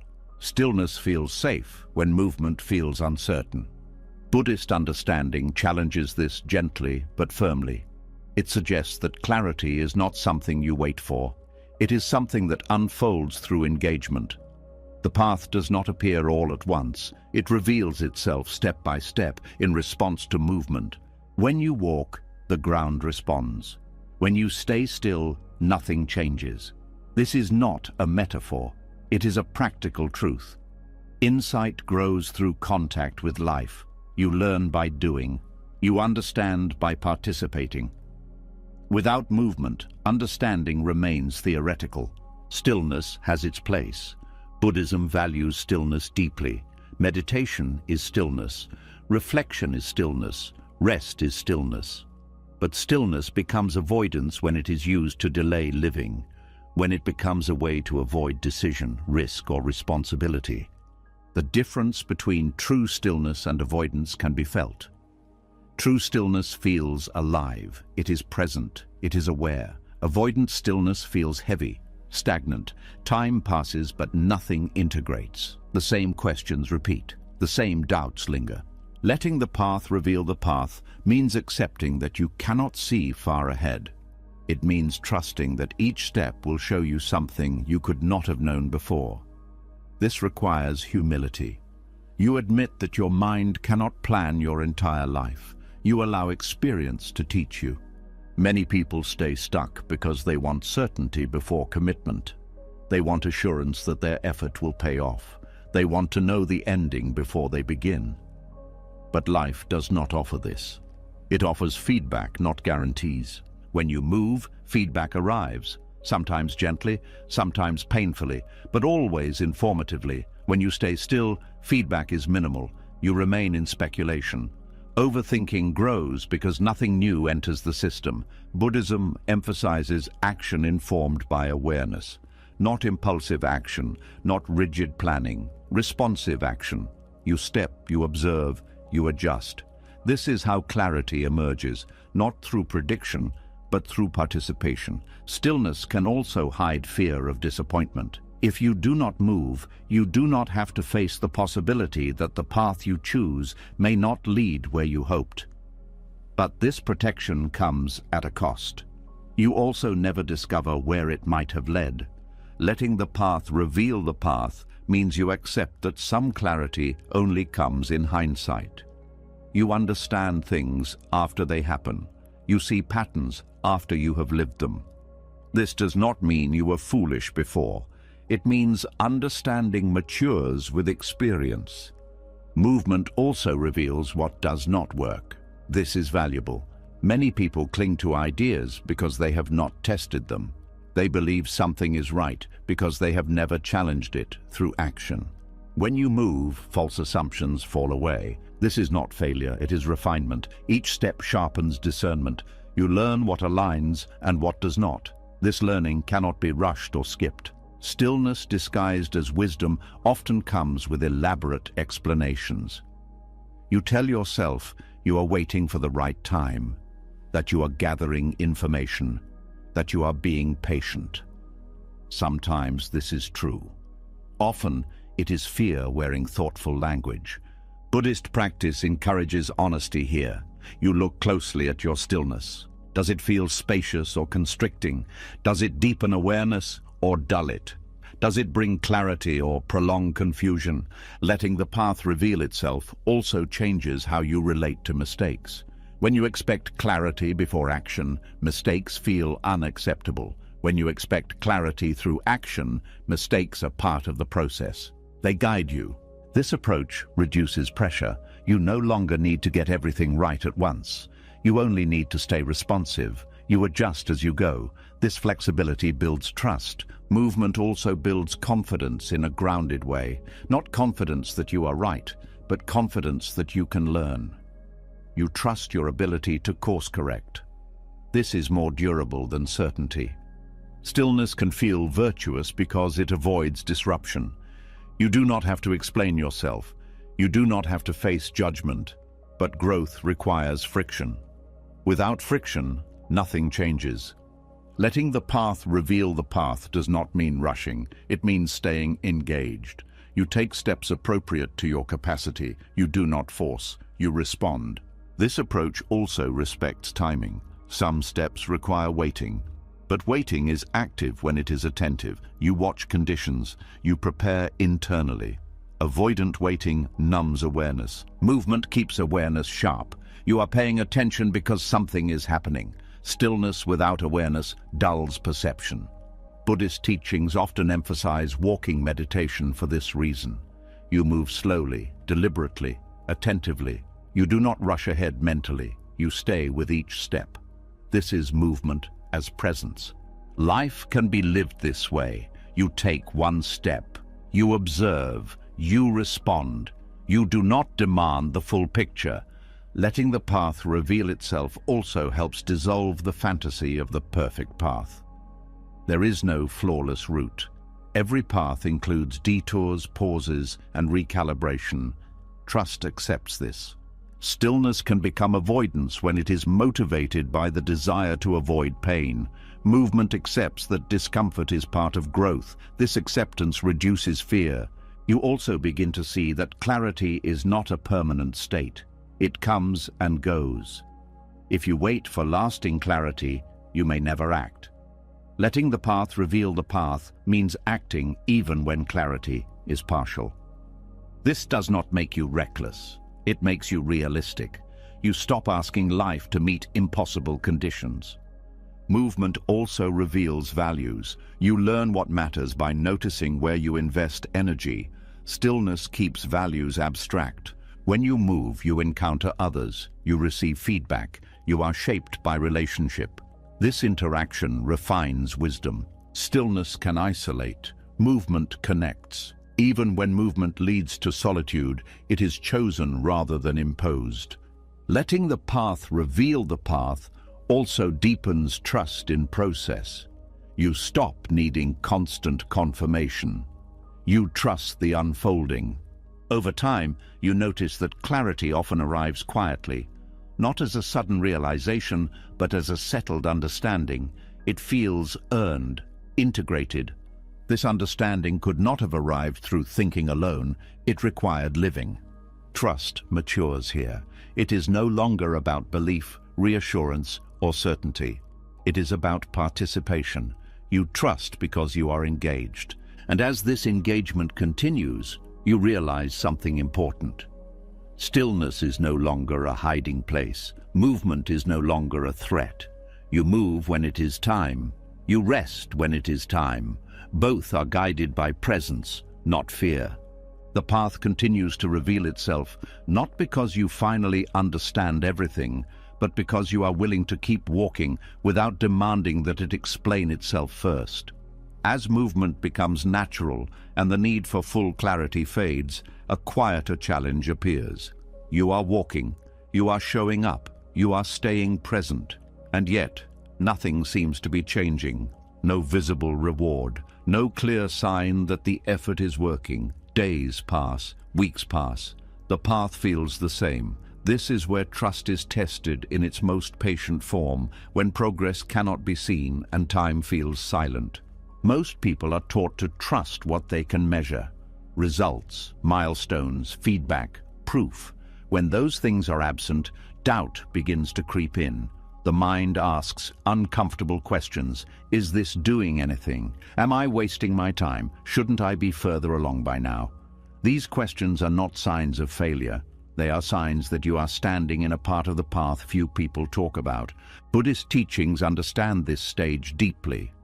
They recognize that some forms of growth are invisible by nature. They happen beneath the surface before they ever appear in form. Just as roots grow before a plant breaks the soil, inner change often develops quietly, without announcement. Trusting time means accepting that not all progress announces itself. Some changes are happening in how you respond, not in what happens, in how you relate, not in what you achieve.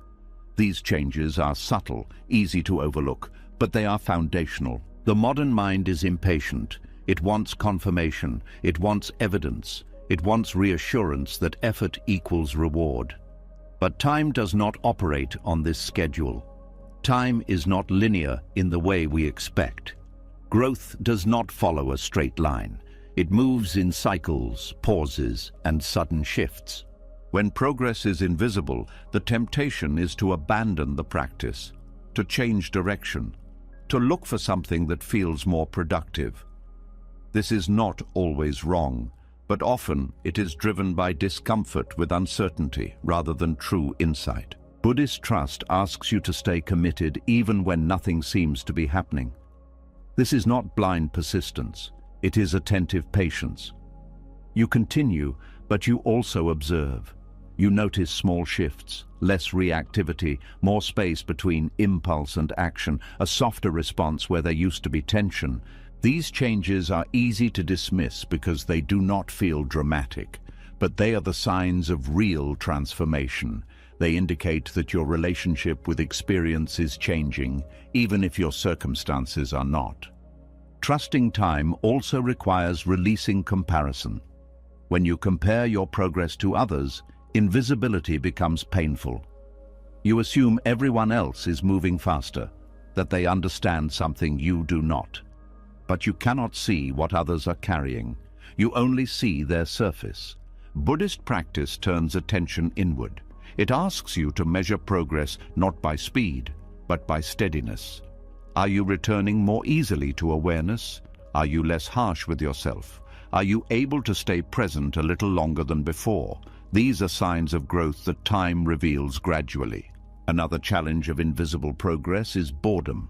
When there is no novelty, the mind loses interest. It wants stimulation. It wants change. But boredom is not a problem to fix. It is a doorway. It shows you where you rely on excitement to stay engaged. Trusting time means staying even when things feel ordinary, especially then. Ordinary moments are where habits soften, where new patterns take root. When you stop chasing intensity, depth becomes possible. There is also grief in this stage. Grief for the fantasy of quick transformation. Grief for the idea that effort would be rewarded quickly. Buddhism does not deny this grief. It allows it. Letting go of unrealistic expectations is part of maturation. Time teaches in layers. The first layer is learning to show up. The second is learning to stay. The third is learning to trust when nothing confirms you are doing it right. Each layer deepens resilience. Invisible progress also tests identity. If you are not visibly improving, who are you becoming?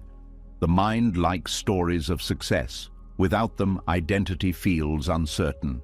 Trusting time means allowing identity to remain fluid. You do not need to know who you are becoming to keep walking.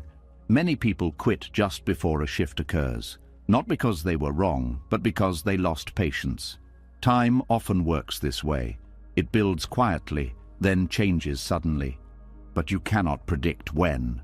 Trust is staying without knowing.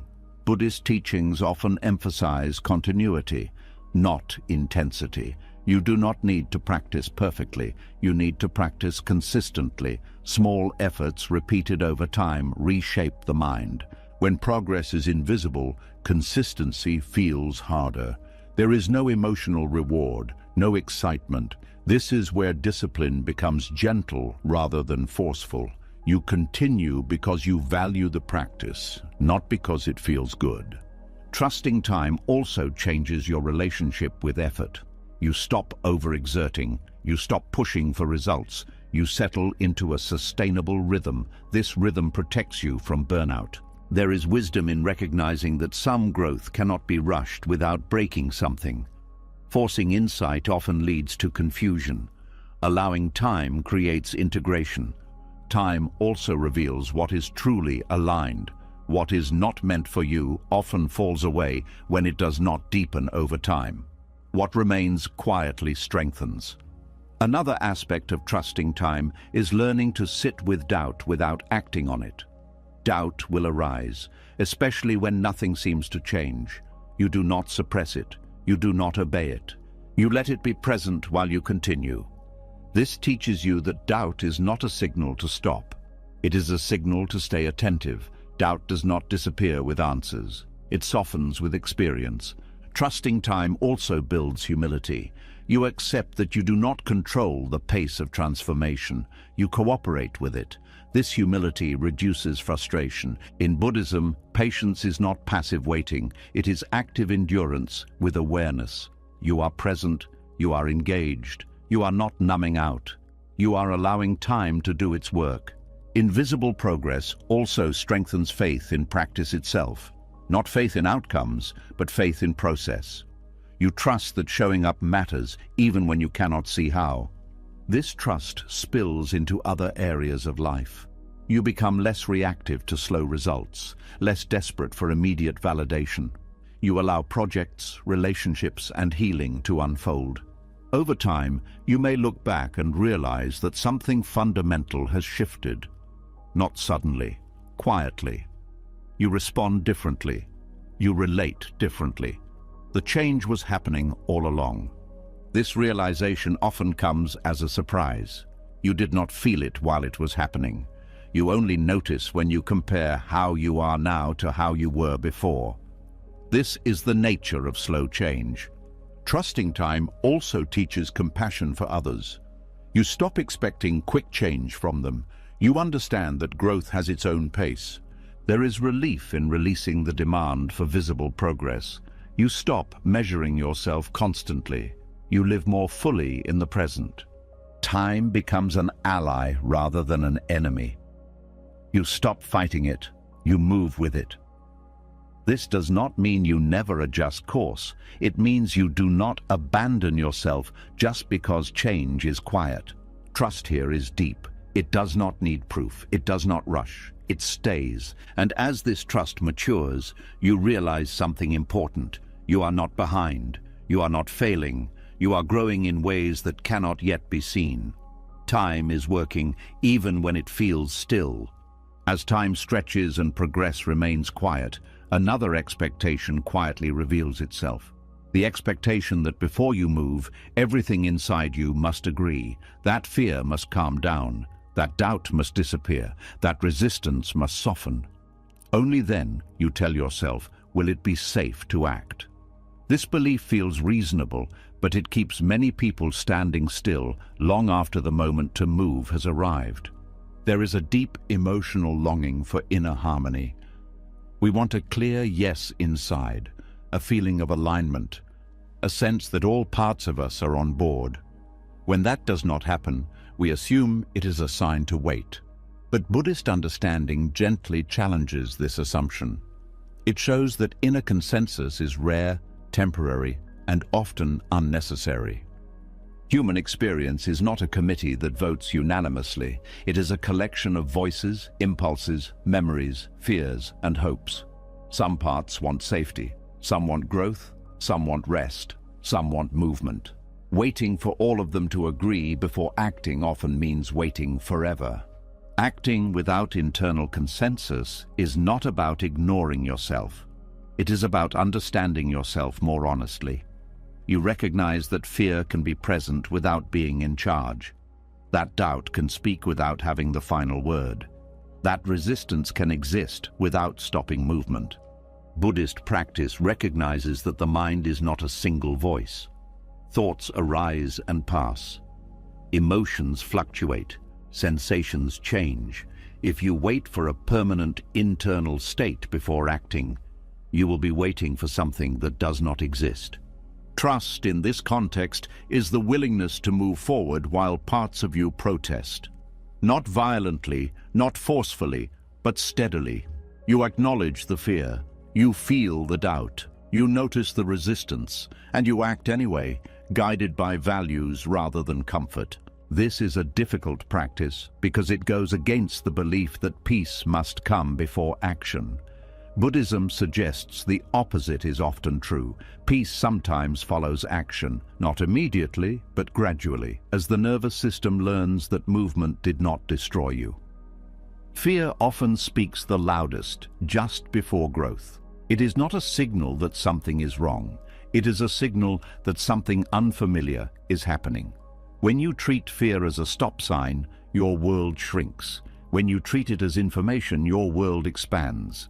Acting without internal consensus requires discernment. You are not suppressing inner voices. You are listening without obeying all of them. You differentiate between voices that protect and voices that paralyze. This takes practice. One way this practice develops is by identifying what truly guides you. Not what feels easiest, but what matters. Values provide direction when emotions are divided. You may feel afraid and still choose honesty. You may feel uncertain and still choose kindness. Values do not eliminate fear. They give you something to stand on. Many people confuse discomfort with misalignment. They assume that if something feels uncomfortable, it must be wrong. But growth often feels uncomfortable because it disrupts familiarity. Acting without internal consensus helps you distinguish between discomfort that signals harm and discomfort that signals expansion. This practice also changes how you relate to doubt. Doubt is often treated as an enemy, something to overcome. Buddhism treats doubt as a natural part of inquiry. It becomes problematic only when it becomes a reason to freeze. When you act with doubt present, you learn something important. Doubt does not vanish when you wait. It often grows. Action, even imperfect action, provides new information that quiets doubt more effectively than thinking ever could. Resistance is another inner voice that often demands obedience. Resistance usually wants to preserve the current state. It is not evil, it is conservative. It fears loss. When you understand this, you stop arguing with resistance. You acknowledge it and move forward gently. Acting without internal consensus does not mean pushing yourself beyond capacity. It means choosing movement that respects your limits while still challenging them. Small steps count. You do not need to overwhelm yourself to practice trust. This approach also reduces procrastination. Procrastination is often a strategy to avoid internal conflict. If you delay, you do not have to confront fear or doubt. Acting despite conflict breaks this pattern. You learn that you can function even when things inside feel messy. Buddhist teachings often emphasize right effort. Right effort is not forcing harmony. It is sustaining movement with care. You act, you observe, you adjust. You do not demand emotional perfection. This practice also deepens compassion for yourself. You stop shaming yourself for feeling conflicted. You accept that complexity is part of being human. This acceptance reduces inner violence. When you act without internal consensus, you also stop over-identifying with emotions.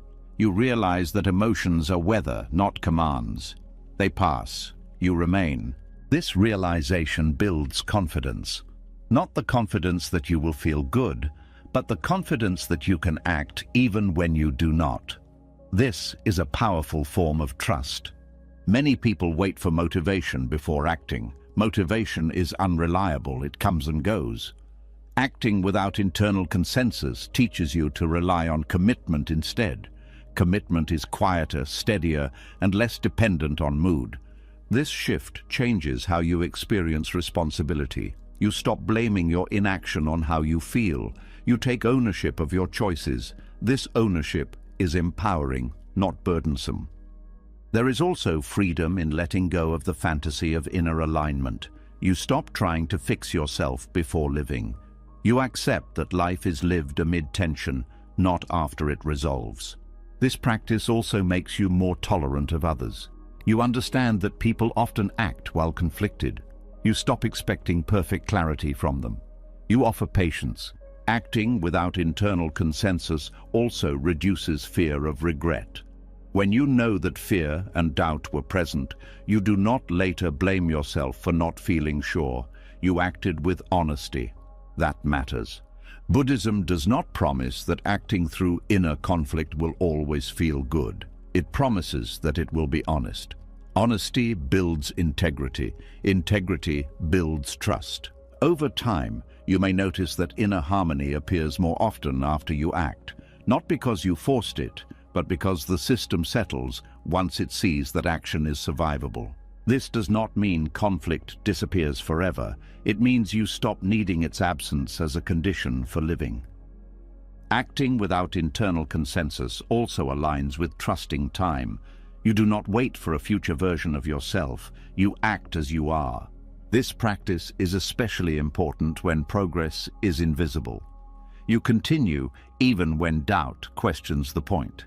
You trust that movement itself is meaningful. As you continue walking this way, trust becomes less about how you feel and more about what you do. You trust your capacity to act with care even when the inner landscape is unsettled. Eventually, something shifts. You no longer expect your inner world to be calm before you live. You live and allow calm to come and go. This does not make life easier. It makes it real. You stop postponing your life until conditions are perfect. You meet life where you are, and in doing so, you discover a deeper trust. Not trust that fear will disappear, but trust that fear does not have to disappear for you to move forward. As you learn to move forward without inner agreement, another confusion quietly surfaces. You begin to loosen your grip. You stop forcing certainty. You stop trying to control every internal state. And then a new question appears, subtle but important. If I am not controlling, am I giving up? If I am not pushing, am I becoming passive? This is where many people misunderstand trust and unknowingly slide into stagnation. There is a thin emotional line between surrender and resignation, and from the outside they can look the same. Both involve letting go. Both involve acceptance.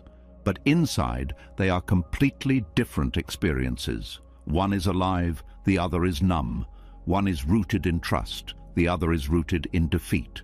Surrender, in the Buddhist sense, does not mean stopping engagement. It means releasing the illusion of control while remaining fully present. Resignation, on the other hand, is the collapse of agency. It is the moment you stop believing your actions matter. When trust is confused with passivity, movement slows, curiosity fades, and life becomes something that happens to you rather than something you participate in. Many people arrive at resignation unintentionally. They hear teachings about letting go and misinterpret them as instructions to stop trying. They confuse non-attachment with indifference. They tell themselves that effort is ego, that desire is wrong, that action is forcing. Over time, this misunderstanding drains vitality. Buddhist trust does not ask you to stop acting. It asks you to stop clinging to outcomes. There is a difference. You still show up, you still respond, you still make choices, but you no longer demand that life follow your script. Control is often driven by fear, fear of loss, fear of uncertainty, fear of being wrong. When you try to control life, you are trying to reduce fear by narrowing possibilities. But this narrowing comes at a cost. You lose flexibility, you lose responsiveness, you become rigid. Non-control is not the absence of action. It is the absence of force. You act without gripping. You choose without insisting. You move without trying to dominate the process. This allows life to meet you halfway. Resignation feels heavy. The body slumps. The breath is shallow. There is a sense of giving up, even if you tell yourself you are being spiritual. Surrender feels open. The body remains upright. The breath is steady. There is energy available, even in difficulty. Learning to tell the difference requires honesty. You have to ask yourself what your letting go actually feels like. Does it bring clarity or dullness? Does it create space or numbness? Does it invite engagement or withdrawal? Trust as non-control means accepting that you cannot manage every variable while still honoring your role in the unfolding. You stop trying to guarantee outcomes, but you do not stop caring. Care remains central. This distinction matters because resignation often hides behind wisdom language. People say things like "it is what it is" or "there is nothing I can do," when what they really mean is "I am afraid to try again." Buddhism does not encourage this collapse. It encourages courage without control. Surrender is an active state. It requires attention. You stay aware of what is happening. You adjust your response as conditions change. You are involved, but not attached. Resignation is passive. Attention drifts. You stop checking in. You stop responding. You assume nothing will change, so why bother? One of the reasons people slide into resignation is exhaustion. After trying to control everything for so long, letting go can feel like relief. But relief is not the same as trust. Relief fades. Trust steadies. Buddhist practice supports surrender by strengthening presence. When you are present, you are not passive. You are awake. You notice what is needed. You respond appropriately. Presence keeps surrender from becoming resignation. Non-control also requires humility. You admit that you do not know how things will unfold. But humility does not mean helplessness. It means cooperation. You work with conditions rather than against them. This approach changes how you experience effort. effort becomes lighter. You stop overexerting. You stop pushing beyond what is skillful. You apply energy where it matters, and you rest where it does not. Resignation often comes with bitterness, a sense that life has disappointed you. Surrender does not carry bitterness. It carries acceptance without collapse. When trust is misunderstood as passivity, stagnation follows. You stop exploring, you stop learning, you stop refining. Life becomes repetitive. This is not peace, it is withdrawal. Buddhist trust encourages continual engagement. The practice never ends. You keep observing, you keep adjusting, you keep responding. Letting go of control does not mean letting go of responsibility. Responsibility in this sense means responsibility, the ability to respond to what is here. You do not respond by forcing outcomes. You respond by aligning with reality. This is especially important when things are difficult. When circumstances do not change, resignation says nothing matters. Surrender says, this is what is happening, how will I meet it? The difference shows up in small moments. When something goes wrong, resignation sighs and shuts down. Surrender pauses, breathes, and chooses the next appropriate action. Trust as non-control also changes how you relate to desire. Desire is often seen as the enemy in spiritual practice. But Buddhism does not ask you to eliminate desire. It asks you to understand it. Desire becomes problematic when it turns into clinging. You can want change without demanding it. You can hope without insisting. You can act without gripping. This balance keeps desire from hardening into control. Resignation often masquerades as acceptance, but acceptance without engagement is incomplete. True acceptance includes response. Non-control also protects you from burnout. When you stop trying to manage everything, energy returns. You stop fighting reality. This frees resources for wise action. Many people fear that if they stop controlling, things will fall apart. Buddhism offers a different perspective. Things are already changing. Control only creates the illusion of stability. Surrender allows you to move with change rather than resist it. This movement keeps you alive and responsive. Trust as non-control also deepens compassion. When you stop trying to control others, you listen more. You respect autonomy. You allow people to be who they are. Resignation, on the other hand, often leads to disengagement from others. You stop caring because caring feels futile. Surrender keeps care alive without attachment. You care deeply without trying to manage outcomes. This distinction is crucial in long-term challenges. When change is slow or impossible, resignation numbs. Surrender adapts. You find new ways to relate, new ways to respond. Buddhist teachings emphasize the middle way. Not forcing, not collapsing. Engaged non-control sits in this middle. This way requires practice. You will sometimes mistake resignation for surrender. The body will tell you, pay attention to energy, to aliveness, to presence. Trust is not about letting life roll over you. It is about standing upright without trying to dominate.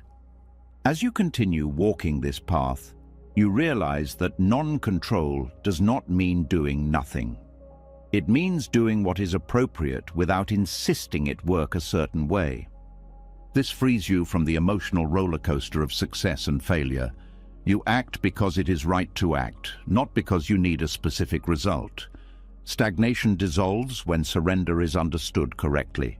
Movement returns, curiosity returns, engagement returns. Trust matures here.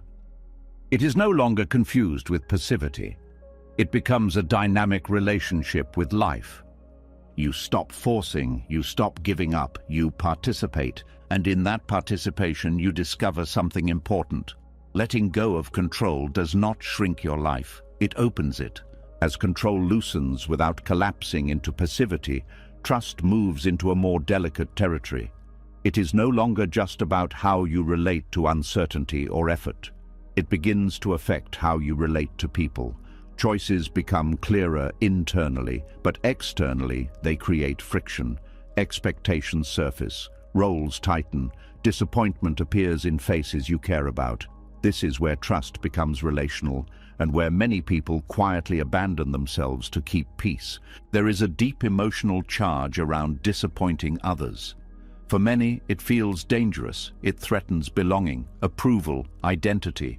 From a young age, love is often tied to compliance. You learn who you are allowed to be by watching who smiles and who withdraws. Over time, expectations harden into invisible contracts. You play your part, and in return, you are accepted. Trusting your path disrupts these contracts, not out of rebellion, but out of honesty. And honesty, when it shifts behavior, almost always disappoints someone. This is where confusion arises. People assume that trust should make life smoother, not more uncomfortable. They believe that if something is right, it should feel harmonious with everyone. Buddhism does not promise this. It recognizes that alignment with truth often creates tension before it creates peace. Trust sometimes asks you to step out of a role that others depend on. The reliable one, the agreeable one, the caretaker, the achiever, the one who never says no. When you change, others may feel destabilized. They may accuse you of being selfish, cold, or ungrateful. This reaction is painful, but it does not automatically mean you are wrong. Buddhist ethics approach this terrain with nuance. They are not rigid rules. They are principles designed to reduce suffering while acknowledging complexity. One of the core principles is intention. Why you act matters as much as what you do. Trusting your path does not mean disregarding others. It means acting from sincerity rather than fear. You examine your intention carefully. Are you choosing this to avoid responsibility or to honor truth? Are you acting from resentment or from clarity? This examination keeps trust from becoming self-centered. Disappointment becomes harmful when it is caused by indifference. It becomes unavoidable when it is caused by integrity. Buddhism makes this distinction clear. You are responsible for how you act, not for how others feel about your honesty. This does not mean you act without care. Care is central. You speak truthfully but gently. You acknowledge impact without surrendering direction. You remain open to dialogue without negotiating your core. Relational tension is not a sign of failure. It is often a sign that something real is happening.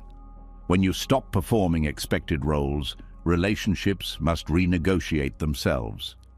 Some adapt, some do not. This is painful, but it is also clarifying. Many people stay trapped in lives that no longer fit because they fear disappointing others more than disappointing themselves. Over time, this creates resentment. Resentment poisons relationships far more quietly and destructively than honest disappointment ever could. Buddhist trust encourages non-harm, but non-harm does not mean never causing discomfort. It means not acting with cruelty, manipulation, or disregard. Discomfort caused by truth is different from harm caused by avoidance. There is also an important teaching about attachment here. When others are attached to who you used to be, your change feels like loss to them. Their disappointment is real. You do not dismiss it, but you also do not sacrifice your path to manage their attachment. Compassion in this context means seeing their pain without absorbing responsibility for it. You allow them to feel what they feel without trying to fix it by betraying yourself. This is one of the hardest practices. The nervous system wants relief. Relief often comes from giving in, saying yes when you mean no, staying when you are done, shrinking to fit. Buddhism recognizes this impulse and gently challenges it. Trust asks you to tolerate relational discomfort without turning against yourself. You breathe, you listen, you speak honestly. You do not rush to repair by self-erasure. This practice also reveals the difference between harmony and peace. Harmony is agreement. Peace is integrity. Sometimes you must choose peace over harmony, knowing harmony may return later in a deeper form. Buddhist ethics emphasize right speech. Right speech includes truth, but also timing and tone. You do not weaponize honesty. You do not dramatize. You do not explain excessively to seek approval. You speak simply and clearly. Over-explaining is often a sign of guilt. You try to justify your path so others will accept it. But trust does not require permission. Excessive explanation can dilute clarity and invite negotiation where none is needed. Another subtle challenge is guilt. Guilt arises when you believe you are responsible for others' disappointment. Buddhism distinguishes guilt from remorse. Remorse acknowledges impact and motivates care. Guilt collapses the self and leads to compliance. Trust allows remorse without guilt. You can regret causing pain without believing you are wrong for being honest. This balance preserves dignity. Disappointing others also tests your boundaries. Boundaries are not walls. They are clarity about what you will and will not do. Trust strengthens boundaries because you are no longer shaping yourself around expectations. When boundaries are new, others may push against them. This is normal. They are adjusting. Trust means holding steady without aggression. Some relationships will deepen through this process. When people see that your choices are consistent and sincere, trust grows. Others may fall away. This loss hurts, but it also reveals which connections were dependent on performance. Buddhist teachings accept impermanence in relationships. Not all bonds are meant to last forever. Trusting this reduces clinging and bitterness. There is also a teaching about role suffering. Many people suffer not because of what they do, but because of who they believe they must be. When you step out of a role, suffering surfaces before it dissolves, both for you and for others. Trust means staying present through this transition. You do not rush to redefine yourself for others. You allow the dust to settle.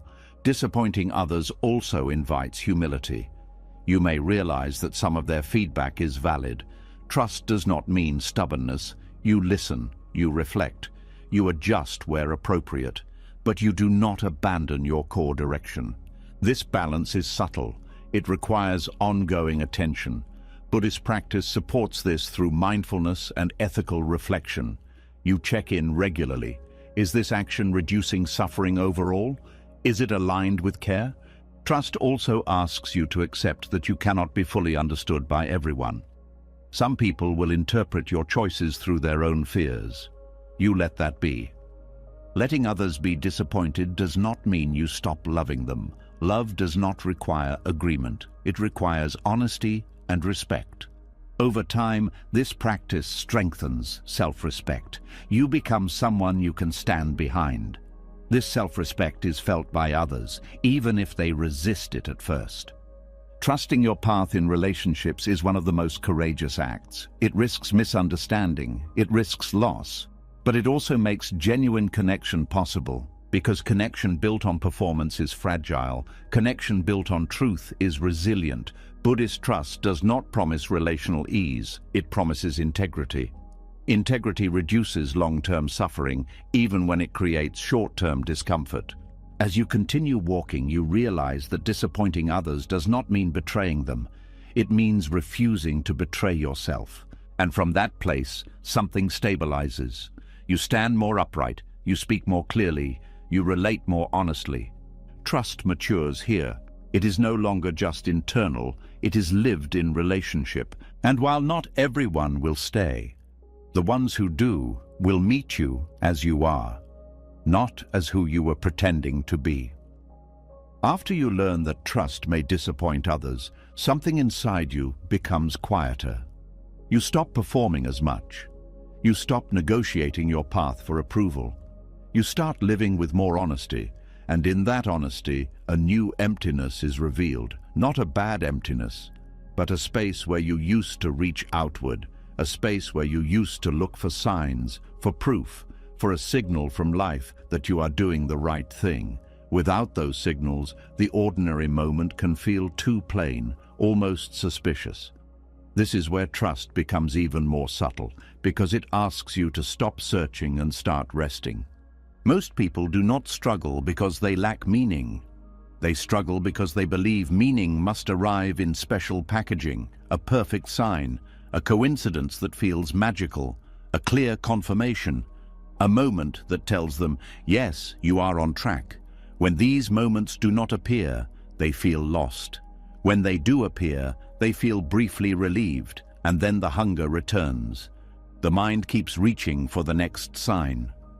Buddhist trust does not reject the beauty of meaningful moments, but it refuses to make peace dependent on them. It teaches that the present moment is sufficient, not because it is perfect, but because it is what is real. And reality does not need permission to be complete. Trusting the ordinary moment means releasing the habit of treating life like a puzzle you must solve. It means letting go of the need for external confirmation and learning to meet what is here without asking it to be more dramatic, more inspiring, more obvious. This is difficult because the mind is addicted to stimulation. It wants novelty. It wants emotional peaks. It wants certainty delivered in a way that feels undeniable. Ordinary moments do not provide this. They provide something else. Quiet truth, breath, sensation, light on a wall, the sound of a distant car, the steady existence of your own body. These things are not exciting, but they are stable. When you treat the ordinary moment as insufficient, you create a constant restlessness. You are always waiting for life to become meaningful, instead of noticing that meaning is already present in the texture of experience. Buddhism calls this craving. Craving is not only about wanting objects, it is about wanting the present to be different. The search for signs is often a refined form of craving. You want reassurance, but you want it to feel spiritual, special, destined. So you look for patterns, you interpret coincidences, you watch for synchronicities. When you find them, you feel chosen. When you do not, you feel abandoned. This makes your peace dependent on a kind of cosmic approval system. Buddhist trust steps out of that system. It does not ask the universe to confirm your choices. It asks you to practice awareness and see what reduces suffering. That is the confirmation. Not a sign in the sky, but the quiet effect of wise attention. This does not mean you become cold or cynical. It means you stop using signs as emotional crutches. You stop treating ordinary silence as failure. Silence is not rejection. It is simply silence. Treating the present moment as already complete does not mean pretending everything is fine. It means recognizing that completeness is not the same as pleasure. A moment can be complete and still contain sadness, fatigue, uncertainty, or grief. Completion means nothing is missing from what is actually here. It is whole because it is real. Many people confuse completion with happiness. They think if a moment is complete, it should feel good. But a storm is complete. A winter day is complete. A hard conversation is complete. Completion is about reality being fully itself. When you trust the ordinary moment, you stop postponing peace. You stop saying, I will feel okay when I get a sign. When things become clearer, when life becomes more exciting. You allow peace to be something that arises from presence, not from circumstances. This practice begins with noticing how often you leave the present, not physically, but mentally, checking for messages, refreshing feeds, replaying conversations, looking ahead to the next event. This constant movement is the mind trying to escape ordinariness. The mind treats stillness as emptiness and emptiness as danger. Buddhist practice teaches you to stay, to let the moment be simple, to feel the body breathing, to notice the urge to seek stimulation and not obey it immediately. This is not about discipline for its own sake. It is about reclaiming your capacity to be with life as it is. When you stop seeking signs, you also stop turning life into a test where you pass if you help the right coincidence appear, and fail if nothing special happens. This test is exhausting. It keeps you on edge. Trust ends the test. It says this moment is not trying to prove anything. The ordinary moment is where real life happens, not in highlights, not in dramatic turning points. Most of life is breakfast, walking, waiting, cleaning, working, breathing, listening. If you cannot trust these moments, you cannot trust life, because life is mostly this. There is a hidden sadness in the constant search for confirmation.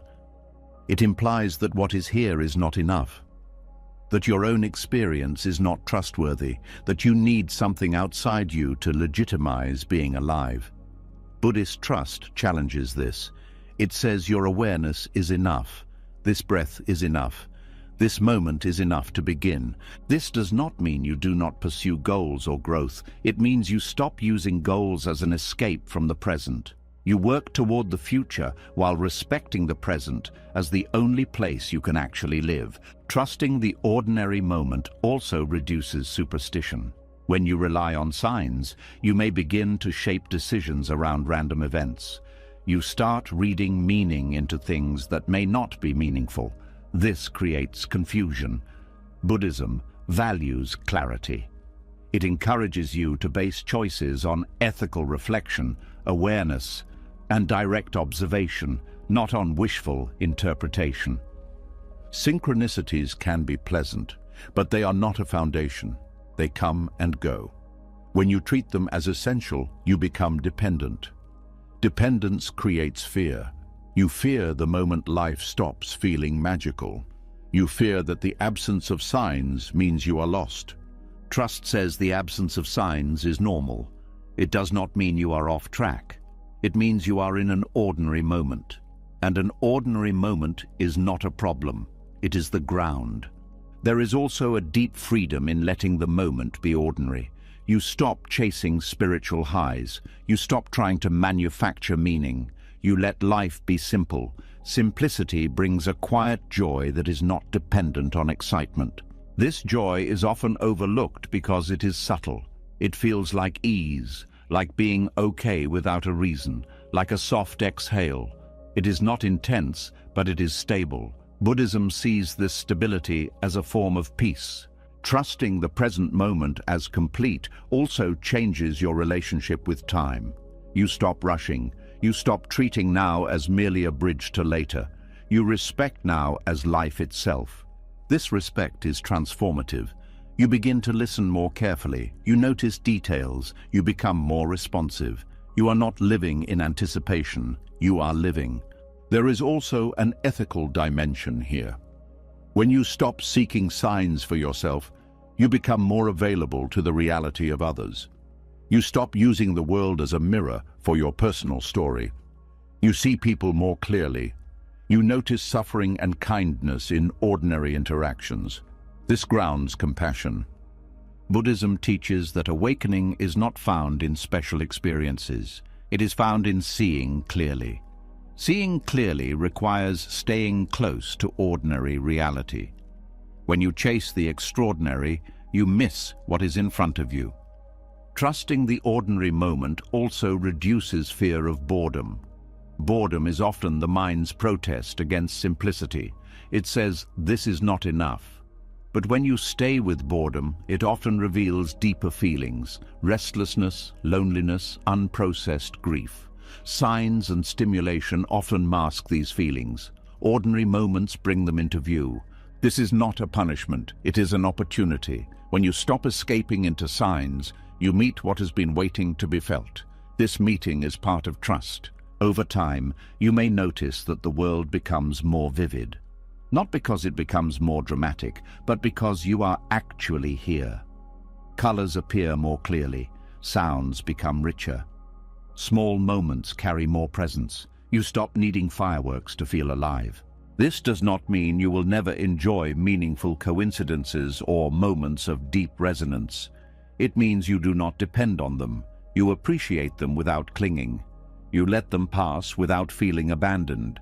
Trusting the present moment as sufficient also means trusting that life does not owe you constant confirmation. You stop demanding that existence reassure you. You live without needing to be constantly affirmed. This is mature trust. It is quiet. It is steady. It does not beg the future to prove itself. It does not require signs to keep going. It rests in what is. And when you truly begin to live this way, something surprising happens.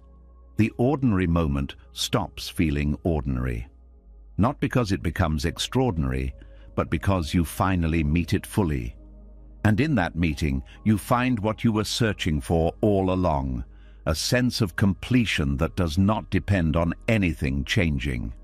When the ordinary moment no longer needs to prove itself, a deeper fear begins to surface. Without signs, without reassurance, without confirmation, something raw is exposed.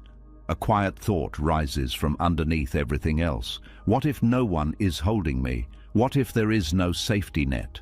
What if I step forward and nothing catches me?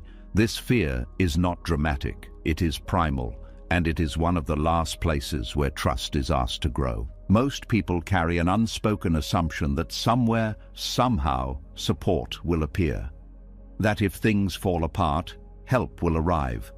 That effort will be met. That meaning will rescue them. This assumption is rarely examined until it starts to dissolve, and when it does, fear floods in. Not fear of failure, but fear of abandonment by life itself. Buddhism does not rush to soothe this fear. It does not promise that something will always catch you. It does not offer guarantees. Instead, it offers something quieter and more honest. The understanding that fear of being unsupported is part of being alive, and that courage is not the absence of this fear, but the willingness to walk with it. This fear often comes from early experiences, moments when support was inconsistent, when care was conditional, when safety depended on performance or obedience. The body remembers these moments even when the mind forgets. So when you face uncertainty now, the nervous system reacts as if history is repeating itself. It tells you that stepping forward without assurance is dangerous. Buddhist practice does not dismiss this reaction. It works with it slowly. It begins by acknowledging that fear is not irrational. It is protective. It wants to keep you safe. But it does not always know what safety actually is. Safety, as the mind defines it, often means certainty, control, and external support. Buddhism offers a different definition. Safety is not guaranteed outcomes. It is the ability to stay present with whatever arises. This is a radical shift. When you walk without knowing if you will be caught, you are not being reckless. You are facing the truth that life does not come with guarantees. Pretending otherwise creates constant tension. Accepting this truth is terrifying at first, but it also releases you from false expectations. The terror of being unsupported often shows up when you stop relying on old structures, old roles, old beliefs, old identities. As long as those structures are in place, you feel held. When you step away from them, the ground feels unstable. This is not because you are wrong. It is because you are no longer leaning on familiar supports. Buddhist teachings describe this as groundlessness, not as a problem, but as a reality. There is no permanent ground. Everything changes, everything moves. When you accept this, you stop searching for a place that will never shift. This acceptance does not remove fear. It changes your relationship with it. Fear becomes something you carry, not something you must eliminate before acting. Walking anyway means taking steps while fear is present, not pretending it is not there, not trying to conquer it, simply acknowledging it and moving with care. This practice is subtle. It does not look heroic. Often, it looks like making a small choice despite feeling shaky, speaking honestly even when your voice trembles, staying with a difficult moment without reaching for rescue. The mind often says, "I cannot do this unless I know I will be okay." Buddhism replies gently, "You cannot know that, but you can know how to breathe right now." Breath becomes an anchor here, not as a metaphor, but as a real support. When fear tells you nothing will catch you, the breath reminds you that something is happening. You are alive. You are here. This moment is holding you, even if the future is unknown. This does not mean the breath replaces external support. It means you stop demanding that the future prove itself before you live. You work with what is present. Fear of being unsupported is often amplified by comparison. You look at others who seem backed by family, money, confidence, or certainty. You assume they are held in ways you are not. This assumption deepens isolation. Buddhism encourages you to look more closely. Everyone is walking on shifting ground. Some hide it better, some distract themselves, but no one is exempt. This shared vulnerability is not a weakness. It is a point of connection. When you accept that no one is fully supported, you stop seeing yourself as uniquely unsafe. Fear becomes a human experience, not a personal defect.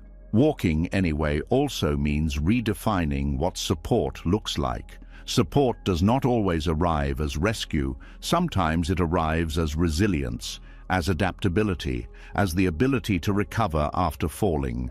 Buddhism does not promise you will not fall. It teaches you how to fall without shattering. This is a different kind of safety. The terror of nothing catching you often comes from the belief that you cannot handle what comes next. This belief is rarely tested. When you act despite fear, you gather evidence that you are more capable than you thought. This evidence does not come all at once. It accumulates quietly. Each time you survive uncertainty, each time you respond to difficulty, each time you stand back up. Over time, trust grows not because life became safer, but because you became steadier. Buddhist practice emphasizes this steadiness. It is built through repetition, through returning to awareness, through meeting discomfort without panic, through compassion toward fear instead of contempt. Fear softens when it is met with kindness, not indulgence, but understanding. You acknowledge why it is there. You do not obey it blindly. Walking anyway also involves grieving the fantasy of being fully supported. Many people carry a hidden hope that one day they will feel completely safe, completely held, completely certain. Letting go of this fantasy hurts, but it also frees you. When you stop waiting for total support, you stop postponing your life. You act as you are, not as you wish you were. Buddhist teachings often speak of refuge, but refuge is misunderstood. It is not a promise that nothing bad will happen. It is a practice of returning to awareness, ethics, and compassion when things do happen. Your refuge is not the future. It is your capacity to meet the present. This understanding changes how you relate to risk. Risk becomes unavoidable, not something to eliminate. You choose risks consciously rather than being paralyzed by them. Walking anyway does not mean ignoring practical considerations. You still plan, you still prepare, but you do not wait for emotional certainty before acting. Fear may never fully leave, but it no longer dictates your choices. Another aspect of this practice is letting go of the belief that support must look a certain way. Sometimes support arrives after the step, not before it. Sometimes it arrives internally, not externally. Sometimes it arrives as learning rather than comfort. When you demand support in advance, you close yourself to these forms. Walking anyway keeps you open. There is also a humility here. You admit that you do not know how things will unfold. You stop pretending to have control. This humility is not weakness. It is honesty. Honesty creates trust. You trust yourself because you are not lying to yourself about guarantees. Over time, fear becomes less dramatic. It still appears, but it does not dominate. You recognize it as a companion, not a commander. This does not mean life becomes easy. It means you stop expecting it to be. Buddhism does not offer a safety net. It offers training in awareness, training in compassion, training in responding wisely. This training is what catches you, not by preventing falls, but by teaching you how to land. As you continue walking without assurance, you discover something quietly profound. You are already doing what you feared you could not do. You are moving forward without being fully supported, and you are still here. This realization does not eliminate fear. It changes your relationship with it. Fear becomes something you can carry without stopping. Trust matures here. It is no longer hope that someone will catch you. It is confidence that you can walk even if no one does. And in that confidence, you find a deeper kind of support, not promised, not guaranteed, but lived step by step, breath by breath, exactly as you are. After walking without guarantees, after learning that nothing may catch you and still moving forward, a strange inner state often appears. Not fear, not certainty either. Something softer and more unsettling, confusion, thoughts no longer line up. Old explanations stop working, direction feels blurred. The mind asks, did I miss something? Did I take a wrong turn? Am I falling behind? This is the moment where many people turn back. But this is not a detour. This is the path showing itself in a different form. Confusion has a bad reputation. It is treated as a mistake, a delay, a sign that something has gone wrong. People assume wisdom should feel clear, focused, confident. When confusion appears, they believe they have failed or regressed. Buddhism offers a radically different understanding. Confusion is not the opposite of wisdom, it is often its doorway. Confusion appears when old maps dissolve and new ones have not yet formed. It arises when familiar frameworks can no longer contain your experience. This is not collapse, it is transition. But because transition lacks structure, the mind panics. It wants something solid to hold. When it cannot find it, it assumes danger. Buddhist teachings recognize confusion as a natural phase of learning, not intellectual learning, but lived understanding. When insight deepens, it often destabilizes what you thought you knew. Certainty cracks, identity loosens, direction becomes unclear. This disorientation is not a mistake. It is evidence that something real is shifting. Many people try to escape confusion as quickly as possible. They look for answers. They adopt new beliefs. They cling to old roles. They distract themselves, anything to regain a sense of orientation. But in doing so, they often interrupt a process that needs time. Trusting confusion means allowing yourself to not know without interpreting that as failure. It means staying present in the fog without demanding immediate clarity. This is difficult because confusion threatens the ego.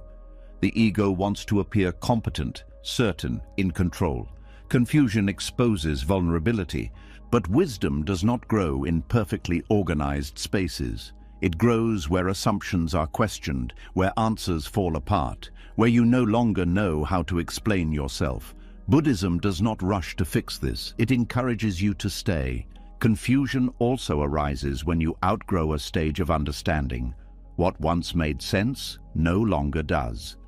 The mind tries to reuse old explanations, but they feel hollow. This creates discomfort. But it is not regression. It is maturation. Think of confusion as compost. Old ideas break down so something new can grow. This breakdown is messy. It smells unpleasant. It does not look productive. But without it, growth is shallow. One reason confusion feels unbearable is because we associate it with incompetence. We think not knowing means we are behind. But confusion often means you are ahead of your old understanding. You have stepped beyond what you can currently articulate.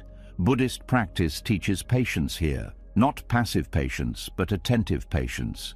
You continue practicing, you continue observing, you continue responding to life ethically, even when you do not understand where it is leading.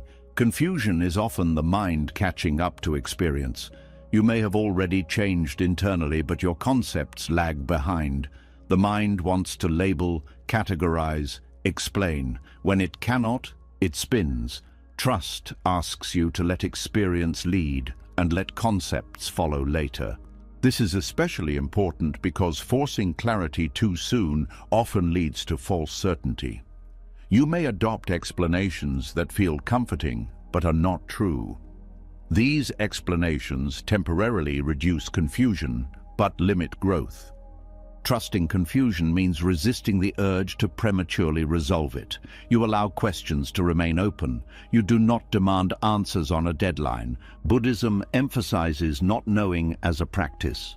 Not knowing is not ignorance. It is openness. It is the willingness to stay curious without closing down inquiry. This openness is fertile ground for insight. When confusion arises, the nervous system often reacts with anxiety. The body tightens, thoughts race. You may feel pressure to fix something. Trust involves recognizing this reaction and not letting it dictate your behavior. You breathe. You ground yourself. You remind yourself that confusion is not dangerous. It is uncomfortable, but discomfort is not harm. Confusion also changes how you relate to others. You may feel less articulate, less certain. This can trigger shame. You may withdraw or overcompensate. Trust asks you to allow yourself to be seen as you are, even when you do not have answers. This vulnerability deepens authenticity. You stop pretending to know what you do not. You listen more. You speak more carefully. Relationships shift from performance to presence. Buddhist ethics support this humility. You do not need to present yourself as enlightened or confident. You need to be honest and kind. Confusion also teaches discernment. You begin to notice which teachings, habits, or beliefs no longer serve you. You stop forcing them to fit. This letting go creates space, but space can feel empty before it feels alive. Many people mistake this emptiness for loss. They believe they are losing something essential. In reality, they are shedding what no longer fits. This shedding can feel like grief. Grief is often part of confusion. Grief for old identities, old certainties, old dreams. Trust means allowing this grief without rushing to replace what was lost. Buddhism does not see grief as an obstacle. It sees it as part of love and change. Allowing grief to move through you clears the way for deeper understanding. Another reason confusion feels threatening is because it disrupts planning. You do not know what comes next. The future feels vague. This triggers fear of stagnation. Trust reminds you that not knowing the next step does not mean you are stuck. You can continue doing what is right in front of you. You can keep practicing kindness, attention, and care. Direction will clarify through action, not through thinking alone. Confusion often narrows attention inward. You analyze yourself constantly. Trust invites you to return to the present moment. What is needed now? What is being asked of you right here? Often, the answer is simple. Rest, listen, respond, continue. Buddhist teachings emphasize that wisdom is not a straight line, it spirals. You revisit themes at deeper levels. Confusion may revisit you, but it does not mean you are back where you started. You are encountering familiar questions from a new place. This understanding reduces panic. You stop labeling confusion as regression. You recognize it as part of deepening. Trusting confusion also builds resilience. You learn that you can function without clarity. You can live, care, and act ethically, even when your internal narrative is unsettled. This resilience is essential because life will offer confusion again and again. Each time something meaningful shifts, confusion follows. Expecting permanent clarity sets you up for disappointment. Buddhism does not aim for permanent clarity, it aims for freedom from clinging to clarity. When you stop clinging, confusion loses its threat. It becomes information, a signal that something is changing. Confusion also sharpens attention. You stop operating on autopilot.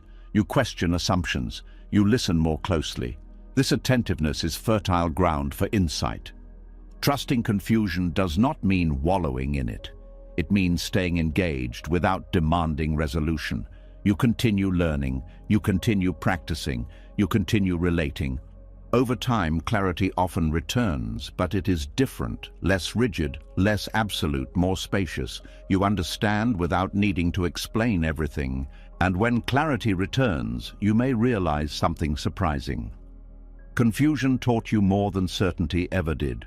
It humbled you, it opened you, it slowed you down enough to see. This realization changes your relationship with future confusion. You are less afraid of it. You recognize it as a familiar companion on the path. Trust matures here. It is no longer shaken by not knowing. It does not interpret confusion as failure.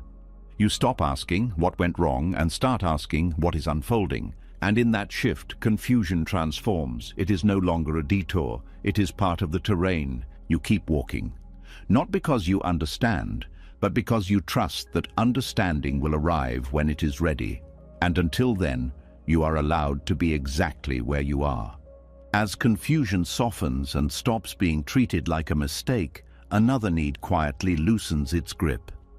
The need to explain yourself. The need to know who you are becoming. The need to picture a future version of yourself that makes all this uncertainty feel justified. When that picture fades, something tender is exposed. A humility that feels both freeing and unsettling. The humility of not knowing who you will be on the other side. Most people carry an unspoken belief that transformation should come with a clear destination. That if you are changing, you should know into what. That growth should move toward a recognizable identity. A better version, a healed version, a wiser version. When you cannot name that version, anxiety appears. The mind asks, what am I doing all this for if I don't know who I'm becoming? Buddhist trust gently removes this demand. It does not offer a replacement identity. It does not promise a final form. It invites you to let transformation happen without needing a narrative to hold it together. This is deeply uncomfortable because identity provides orientation. It tells you how to act, how to explain yourself, how to belong. When identity loosens, you may feel exposed. You may feel less impressive, less certain, less definable. This can feel like loss, even when something new is forming. The humility of not knowing what you're becoming is not weakness. It is honesty. It acknowledges that life is not a self-improvement project with a fixed endpoint. It is a living process. And living processes do not announce their final shape in advance. Buddhism understands transformation as ongoing and unpredictable. You are not moving toward a static ideal. You are responding to conditions as they arise. Who you become depends on encounters, losses, insights, relationships, and time. Trying to predefine the outcome often limits what is possible. The mind wants a story, a before and after, a clear arc. Stories create comfort because they organize experience. But when you cling to a story about who you will be, you begin shaping your choices to fit that image. You may ignore unexpected invitations because they don't match the narrative. You may resist changes that don't look like progress. Trusting transformation without a narrative means allowing yourself to be surprised by who you become. It means accepting that growth may not look admirable or coherent from the outside. It may look messy. It may involve detours you did not plan. It may take you away from identities that once felt important. This humility also dismantles comparison. When you don't know who you're becoming, you stop measuring yourself against others' outcomes. You stop asking whether you are ahead or behind. You recognize that everyone's transformation unfolds differently, shaped by unique conditions. Many people struggle with this because they believe they need to justify their uncertainty. They feel pressure to explain what they are doing with their lives. When they cannot, they feel inadequate. Buddhist trust loosens this pressure. It allows you to say, I don't know yet, and not treat that as failure. This not knowing creates space, space for learning, space for listening, space for responding more accurately to the present rather than to an imagined future. There is also an ethical dimension here. When you do not cling to a fixed idea of who you are becoming, you are more open to feedback. You can admit mistakes. You can change course. You are less defensive. Identity rigidity often blocks growth because it must be protected. Humility keeps growth fluid. You remain teachable. You do not assume you have arrived. You do not cling to spiritual achievements or self-concepts. Buddhism warns against this kind of clinging. Even wisdom can become an obstacle if you identify with it too strongly. Not knowing what you're becoming also softens fear of failure. Failure is only devastating when you believe you were supposed to become something specific. When you release that expectation, failure becomes part of exploration rather than a verdict. This does not mean you stop caring about direction. It means direction becomes value-based rather than identity-based. You move toward kindness, clarity, and care without needing to know what kind of person that will make you. Buddhist practice emphasizes intention rather than outcome. You act with sincerity. You attend carefully. You respond ethically. Who you become emerges from this way of living, not from a plan. There is grief here too. Grief for the identities you thought you would inhabit, the versions of yourself you imagined. Letting go of these images can feel like losing a future you had invested in. Trust means allowing this grief without rushing to replace the image. This grief often goes unrecognized because it is subtle, but honoring it is important. You are releasing a form of certainty. That matters. The humility of not knowing also protects you from arrogance. You do not assume your current understanding is final. You remain open to correction. This openness deepens wisdom over time. It also deepens compassion. When you accept your own becoming as uncertain, you are less likely to judge others for being unfinished. You recognize that everyone is in process. This recognition softens relationships. Not knowing who you're becoming also changes how you relate to time. You stop treating the present as a waiting room for your future self. You live more fully now, without postponing worth or peace until you arrive somewhere else. Many people believe they must become someone else before they deserve rest, love, or respect. Buddhism challenges this. You do not need to earn your humanity through transformation. You are allowed to be incomplete. Trusting transformation without a narrative also frees you from performance. You are not trying to live up to an image. You are responding to what is needed. This makes life more honest and less exhausting. There is also a paradox here. When you stop trying to become someone specific, change often happens more naturally. Effort becomes aligned rather than forced. Growth emerges from engagement, not from self-monitoring. The mind may protest. It may ask, but how will I know if I'm doing it right? Buddhism offers a simple answer. Notice suffering. Notice its reduction. Notice whether your actions lead to more clarity or more confusion. This is enough guidance. You do not need to know who you will be to take the next step. You only need to know how to meet this step with care. This humility also prepares you for unexpected transformation. Life may shape you in ways you did not choose. Illness, loss, love, aging. These forces transform identity regardless of intention. Trusting not knowing makes you more adaptable. When identity is flexible, change hurts less. You bend rather than break. Buddhism often speaks of no fixed self. This teaching is not meant to erase individuality. It is meant to relieve the pressure of having to define yourself permanently. You are a process, not a product. Accepting this can feel destabilizing at first, but over time, it becomes liberating. You stop trying to control who you are. You participate in becoming. Trusting transformation without a narrative also reduces the need for external validation. When you are not aiming to become something recognizable, you stop seeking applause. You act from alignment rather than image. This does not mean you withdraw from society. It means you engage without self-construction. Over time, you may notice that people experience you as more grounded. Not because you are impressive, but because you are real. Presence replaces performance. This presence is what Buddhist trust ultimately cultivates. Not a perfected self, but a responsive one.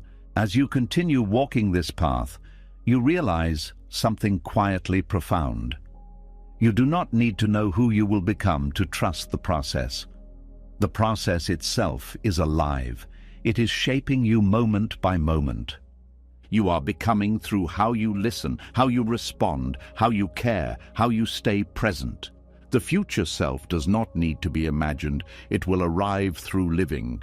And in releasing the demand to know who you are becoming, you discover a deeper humility, one that allows life to work on you without interference. Trust matures here. It is no longer about arriving, it is about allowing. You keep walking, not toward a version of yourself, but with yourself, exactly as you are, open to whatever form the path takes next.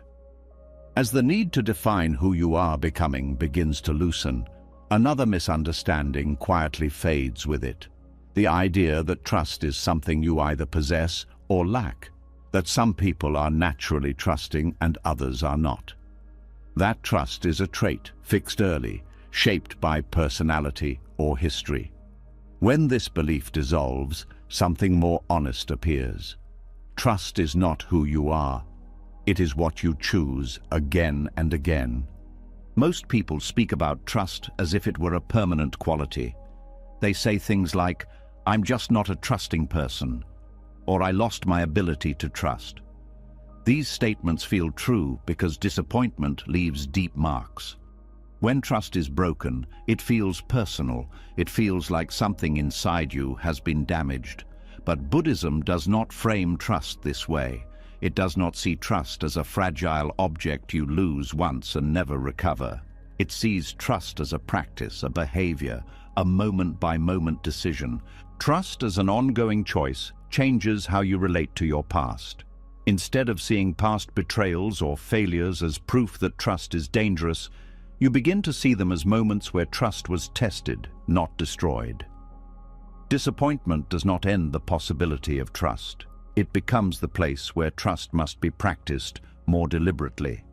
This is important because many people stop trusting, not because trust is impossible, but because disappointment feels unbearable.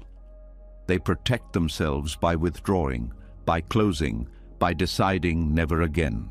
This protection feels wise, but over time it hardens into isolation. Buddhist trust does not ask you to forget disappointment.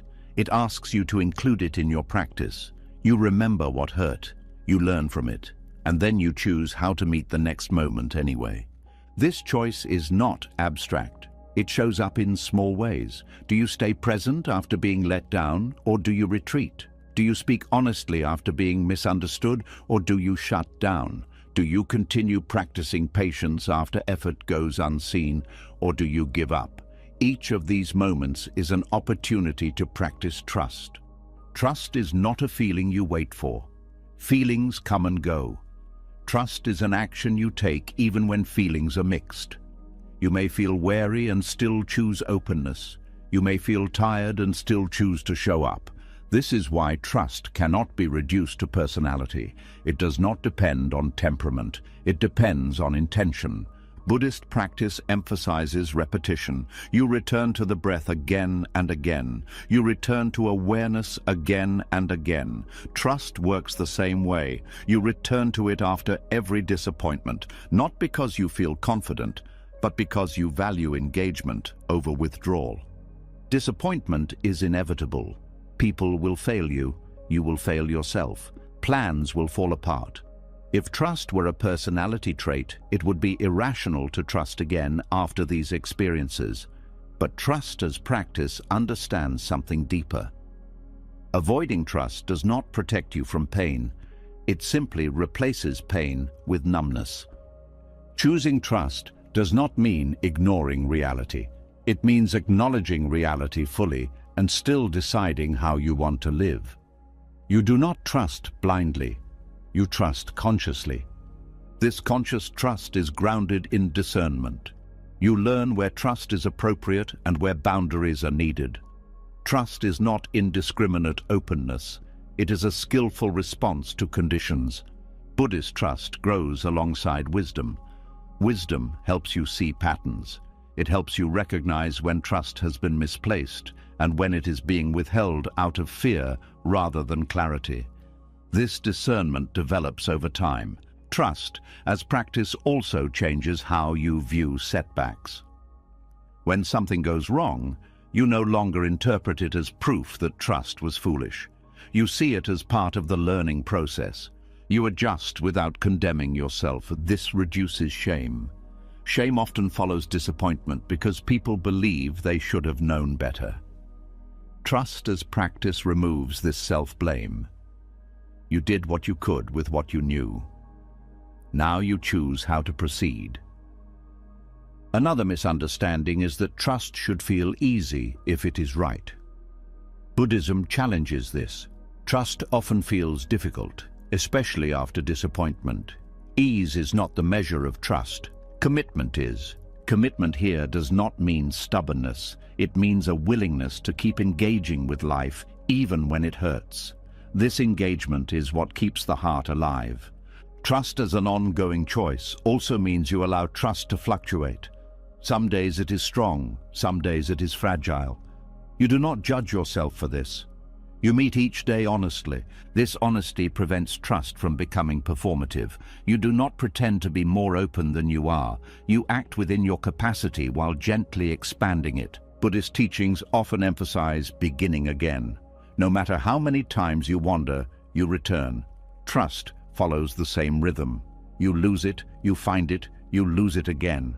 Each return strengthens the practice. This perspective is liberating. You stop measuring yourself by how trusting you feel. You measure yourself by how willing you are to return after closing. Trusting again after disappointment does not erase memory. You remember what happened. Memory informs wisdom. But memory does not dictate your future. There is also compassion here. You recognize that distrust often arises from hurt. When you choose trust again, you are not betraying yourself. You are caring for the part of you that still wants connection. Trust as practice also applies to trusting yourself. After making mistakes, many people stop trusting their judgment. They become overly cautious or indecisive. Buddhism encourages a different response. You learn from mistakes without losing confidence in your ability to learn. Self-trust is rebuilt through action. You make small choices. You observe the outcome. You adjust. Over time, confidence returns not because you avoid mistakes, but because you know you can respond to them. Trust as an ongoing choice also reframes healing. Healing is not the elimination of mistrust. It is the capacity to notice mistrust and choose engagement anyway. This is especially important in long-term practice. There will be periods when trust feels thin, when doubt dominates, when enthusiasm fades. Trust as a trait would fail here. Trust as practice continues. Buddhism does not expect constant faith. It expects honesty. You admit when trust is hard. You stay present with that difficulty. And when possible, you choose one small act of trust. This act might be as simple as continuing to practice, continuing to listen, continuing to breathe. Trust does not always look dramatic. Often it looks like persistence. Over time, this persistence reshapes identity. You may begin to see yourself as someone who returns rather than someone who never falls. This identity is more resilient. Trust as practice also reduces cynicism. Cynicism often arises after repeated disappointment. It feels intelligent. It feels protective. But it isolates. Practicing trust keeps cynicism from becoming your default. This does not make you naive. It makes you flexible. You respond rather than withdraw. Buddhist trust also recognizes that some disappointments take time to integrate. You do not rush yourself to trust again. You allow healing to unfold. Practice respects pacing. Trusting again does not mean reopening old wounds recklessly. It means staying open to the possibility of connection while honoring what you have learned. This balance is subtle. It requires attention. But attention is something you have been cultivating all along. Trust as an ongoing choice also means accepting that there will be days you choose not to trust. Days you need rest. Days you need distance. These choices are part of the practice too. What matters is that you do not turn a moment of withdrawal into a permanent identity. You do not say, "This is just who I am now." You leave the door open. Leaving the door open is an act of trust, even if you do not walk through it immediately. As you continue on this path, trust becomes less about certainty and more about courage. Courage to stay engaged, courage to return, courage to choose openness again. You stop asking, "Do I have trust?" and start asking, "How will I practice trust today?" This question is empowering because it gives you agency. Trust is no longer something that happens to you, it is something you participate in. And in that participation, trust grows quietly, not as a fixed trait, but as a living practice that adapts, deepens, and renews itself with every choice you make to stay open after disappointment. You keep walking, not because trust is easy, but because choosing it again and again is how life continues to unfold. As trust becomes something you practice instead of something you hope to feel, another temptation quietly appears. The temptation to use trust as a shield, to use spiritual language to stay composed, to stay calm at all costs, to rise above pain instead of walking through it. This is where many sincere seekers get lost without realizing it. They are still walking, but they are walking away from parts of themselves.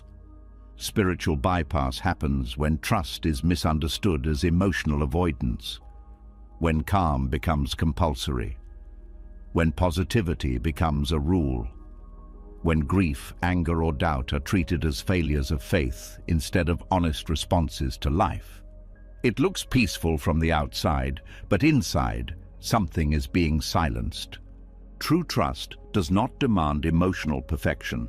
It does not ask you to transcend pain before you have felt it. It does not rush you into acceptance before anger has spoken or grief has moved.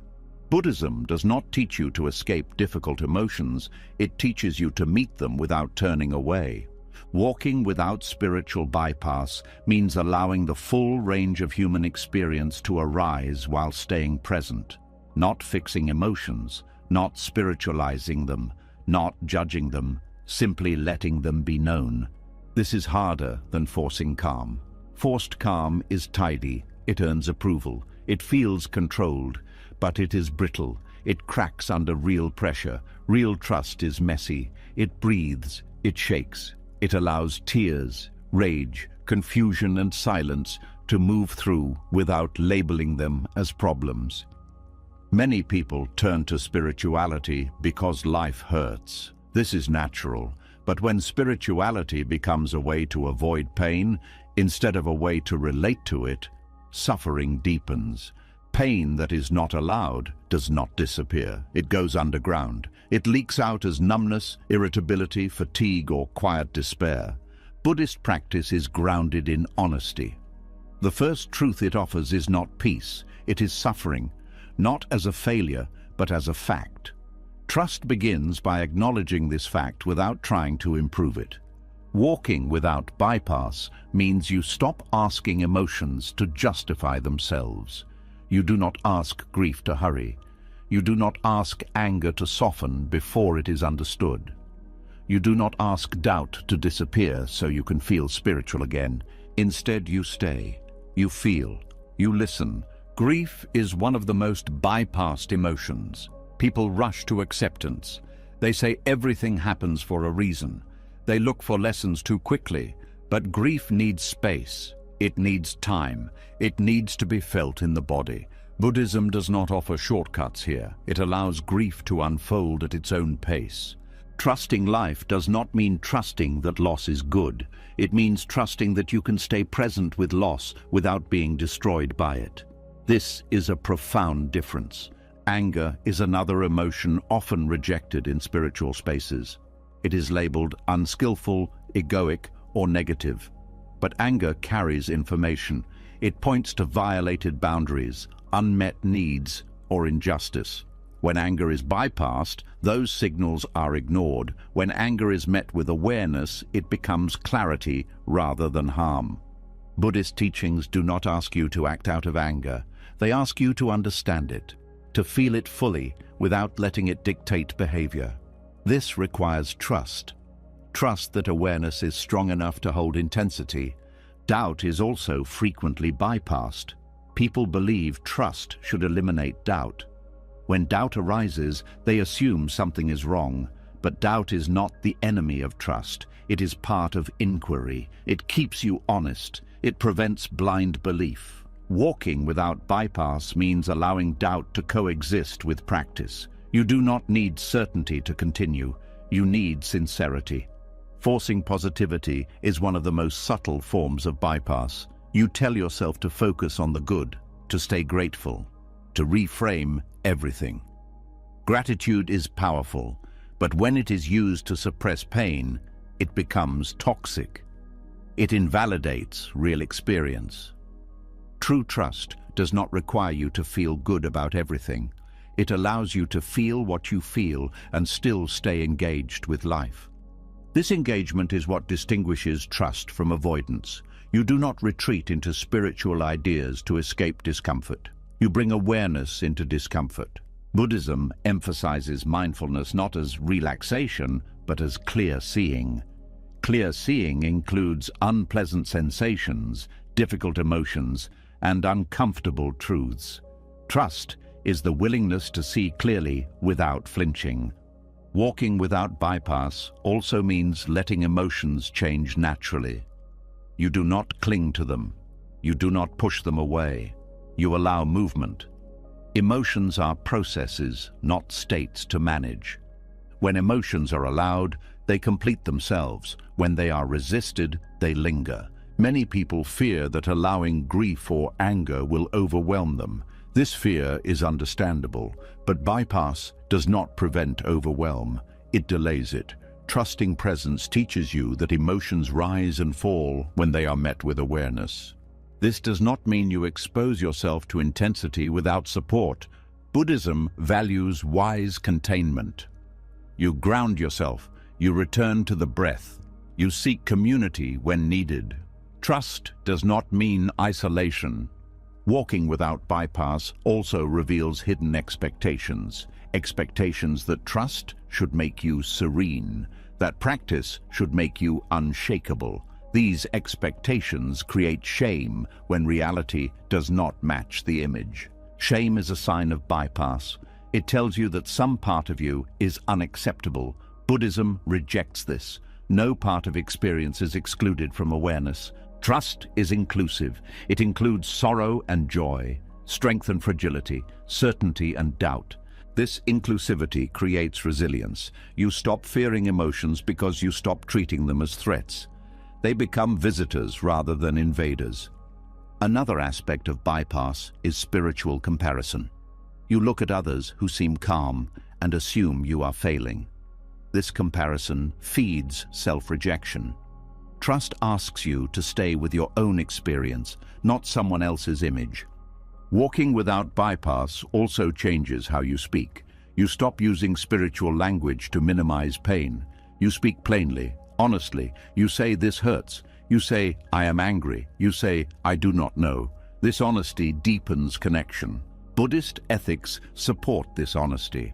Right speech is not about sounding enlightened. It is about being truthful and kind. True trust also allows joy without guilt. When you stop bypassing pain, you also stop suppressing pleasure. You feel more fully across the spectrum. Walking without bypass means trusting that you do not need to curate your inner life. You do not need to edit yourself to be worthy. This trust is embodied. It is felt in the willingness to breathe through discomfort, to stay present when emotions peak, to let the nervous system learn that intensity is survivable. Over time, emotions lose their grip, not because you mastered them, but because you stopped fighting them. Spiritual bypass often comes from a desire to be good, evolved, or healed.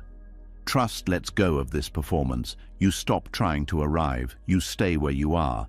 Buddhism teaches that liberation is not found by rejecting parts of experience, but by understanding them. Understanding requires contact.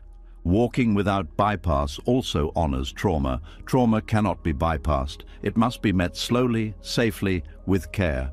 Trust does not force healing, it allows it. This practice requires patience. There is no schedule for emotional truth. Trust respects timing. When you allow grief, anger, and doubt, you also allow wisdom to deepen. These emotions teach. They refine compassion. They sharpen clarity. Trust becomes grounded here, not in calmness, but in capacity. Capacity to feel. Capacity to stay. Capacity to respond wisely. You stop using spirituality as a way out. You use it as a way in. This does not make life easier. It makes it real. Walking without bypass means trusting that truth, even when painful, is more healing than comfort built on denial. As you continue walking this way, something steadies. You no longer fear your inner world. You no longer rush to fix it. You let it move. This is true trust. Not trust that everything will be fine, but trust that you can meet what is not fine without abandoning yourself. And in that trust, something profound happens. You become more alive, more honest, more compassionate. You are no longer walking above your life.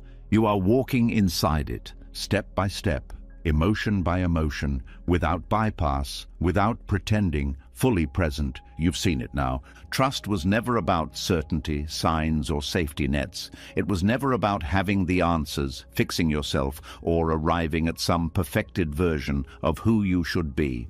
Trust was always quieter than that. It was learning to walk while unfinished, letting mistakes teach instead of punish, acting without guarantees, staying when discomfort asks you to run, listening to the body when the mind argues, allowing doubt, grief, and confusion to be part of wisdom, not proof of failure, moving forward even when nothing confirms you are doing it right. Trust is not knowing where the path leads. Trust is choosing the next step anyway. If something in you feels steadier right now, even without answers, that's not clarity arriving. That's trust beginning to live in your body. If this message met you where you are, write "I'm still walking" in the comments. It tells me you didn't just listen, you stayed.